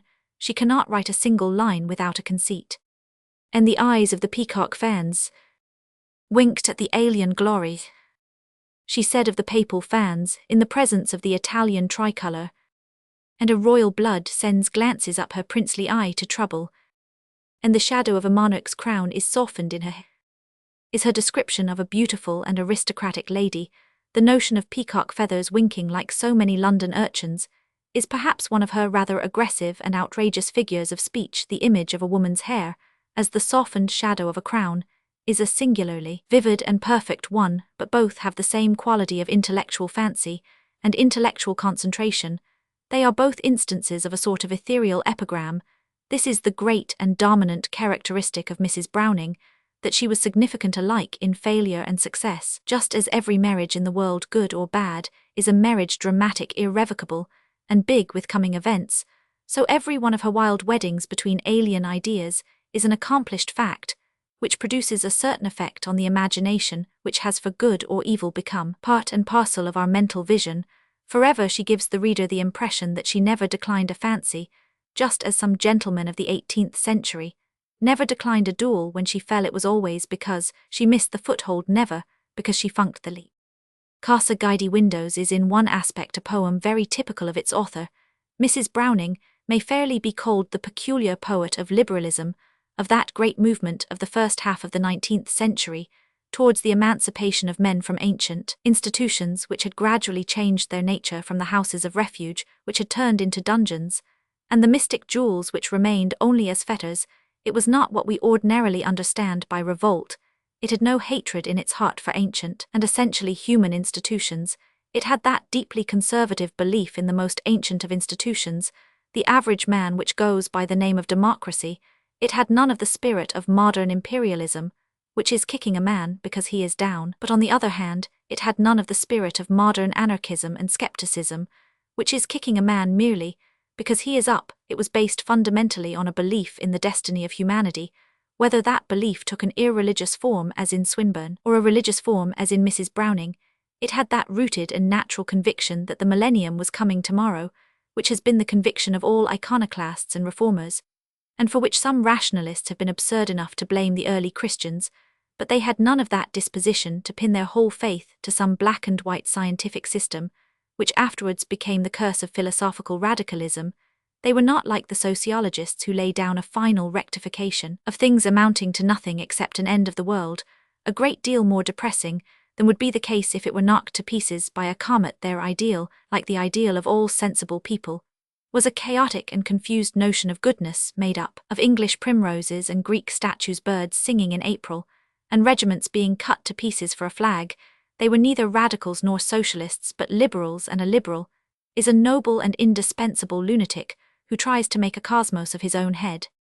Mrs. Browning and her husband were more liberal than most liberals. Theirs was the hospitality of the intellect, and the hospitality of the heart, which is the best definition of the term. They never fell into the habit of the idle revolutionists, of supposing that the past was bad because the future was good, which amounted to asserting that because humanity had never made anything but mistakes, it was now quite certain to be right. Browning possessed in a greater degree than any other man the power of realizing that all conventions were only victorious revolutions. He could follow the medieval logicians in all their sowing of the wind and reaping of the whirlwind with all that generous ardor which is due to abstract ideas. He could study the ancients with the young eyes of the Renaissance, and read a Greek grammar like a book of love lyrics. This immense and almost confounding liberalism of Browning doubtless had some effect upon his wife in her vision of New Italy. She went back to the image of ancient Italy like an honest and true revolutionist, for does not the very word revolution mean a rolling backward? All true revolutions are reversions to the natural, and the normal a revolutionist who breaks with the past is a notion fit for an idiot. For how could a man even wish for something which he had never heard of? Mrs. Browning's inexhaustible sympathy with all the ancient and essential passions of humanity was nowhere more in evidence than in her conception of patriotism. For some dark reason, which it is difficult indeed to fathom, belief in patriotism in our day is held to mean principally a belief in every other nation abandoning its patriotic feelings. In the case of no other passion does this weird contradiction exist. Men whose lives are mainly based upon friendship sympathize with the friendships of others. The interest of engaged couples in each other is a proverb, and like many other proverbs, sometimes a nuisance. In patriotism alone, it is considered correct just now to assume that the sentiment does not exist in other people. It was not so with the great liberals of Mrs. Browning's time. The Brownings had, so to speak, a disembodied talent for patriotism. They loved England, and they loved Italy, yet they were the very reverse of cosmopolitans. They loved the two countries as countries, not as arbitrary divisions of the globe. They had hold of the root and essence of patriotism. They knew how certain flowers and birds and rivers pass into the mills of the brain and come out as wars and discoveries, and how some triumphant adventure or some staggering crime wrought in a remote continent may bear about it the colour of an Italian city or the soul of a silent village of Surrey.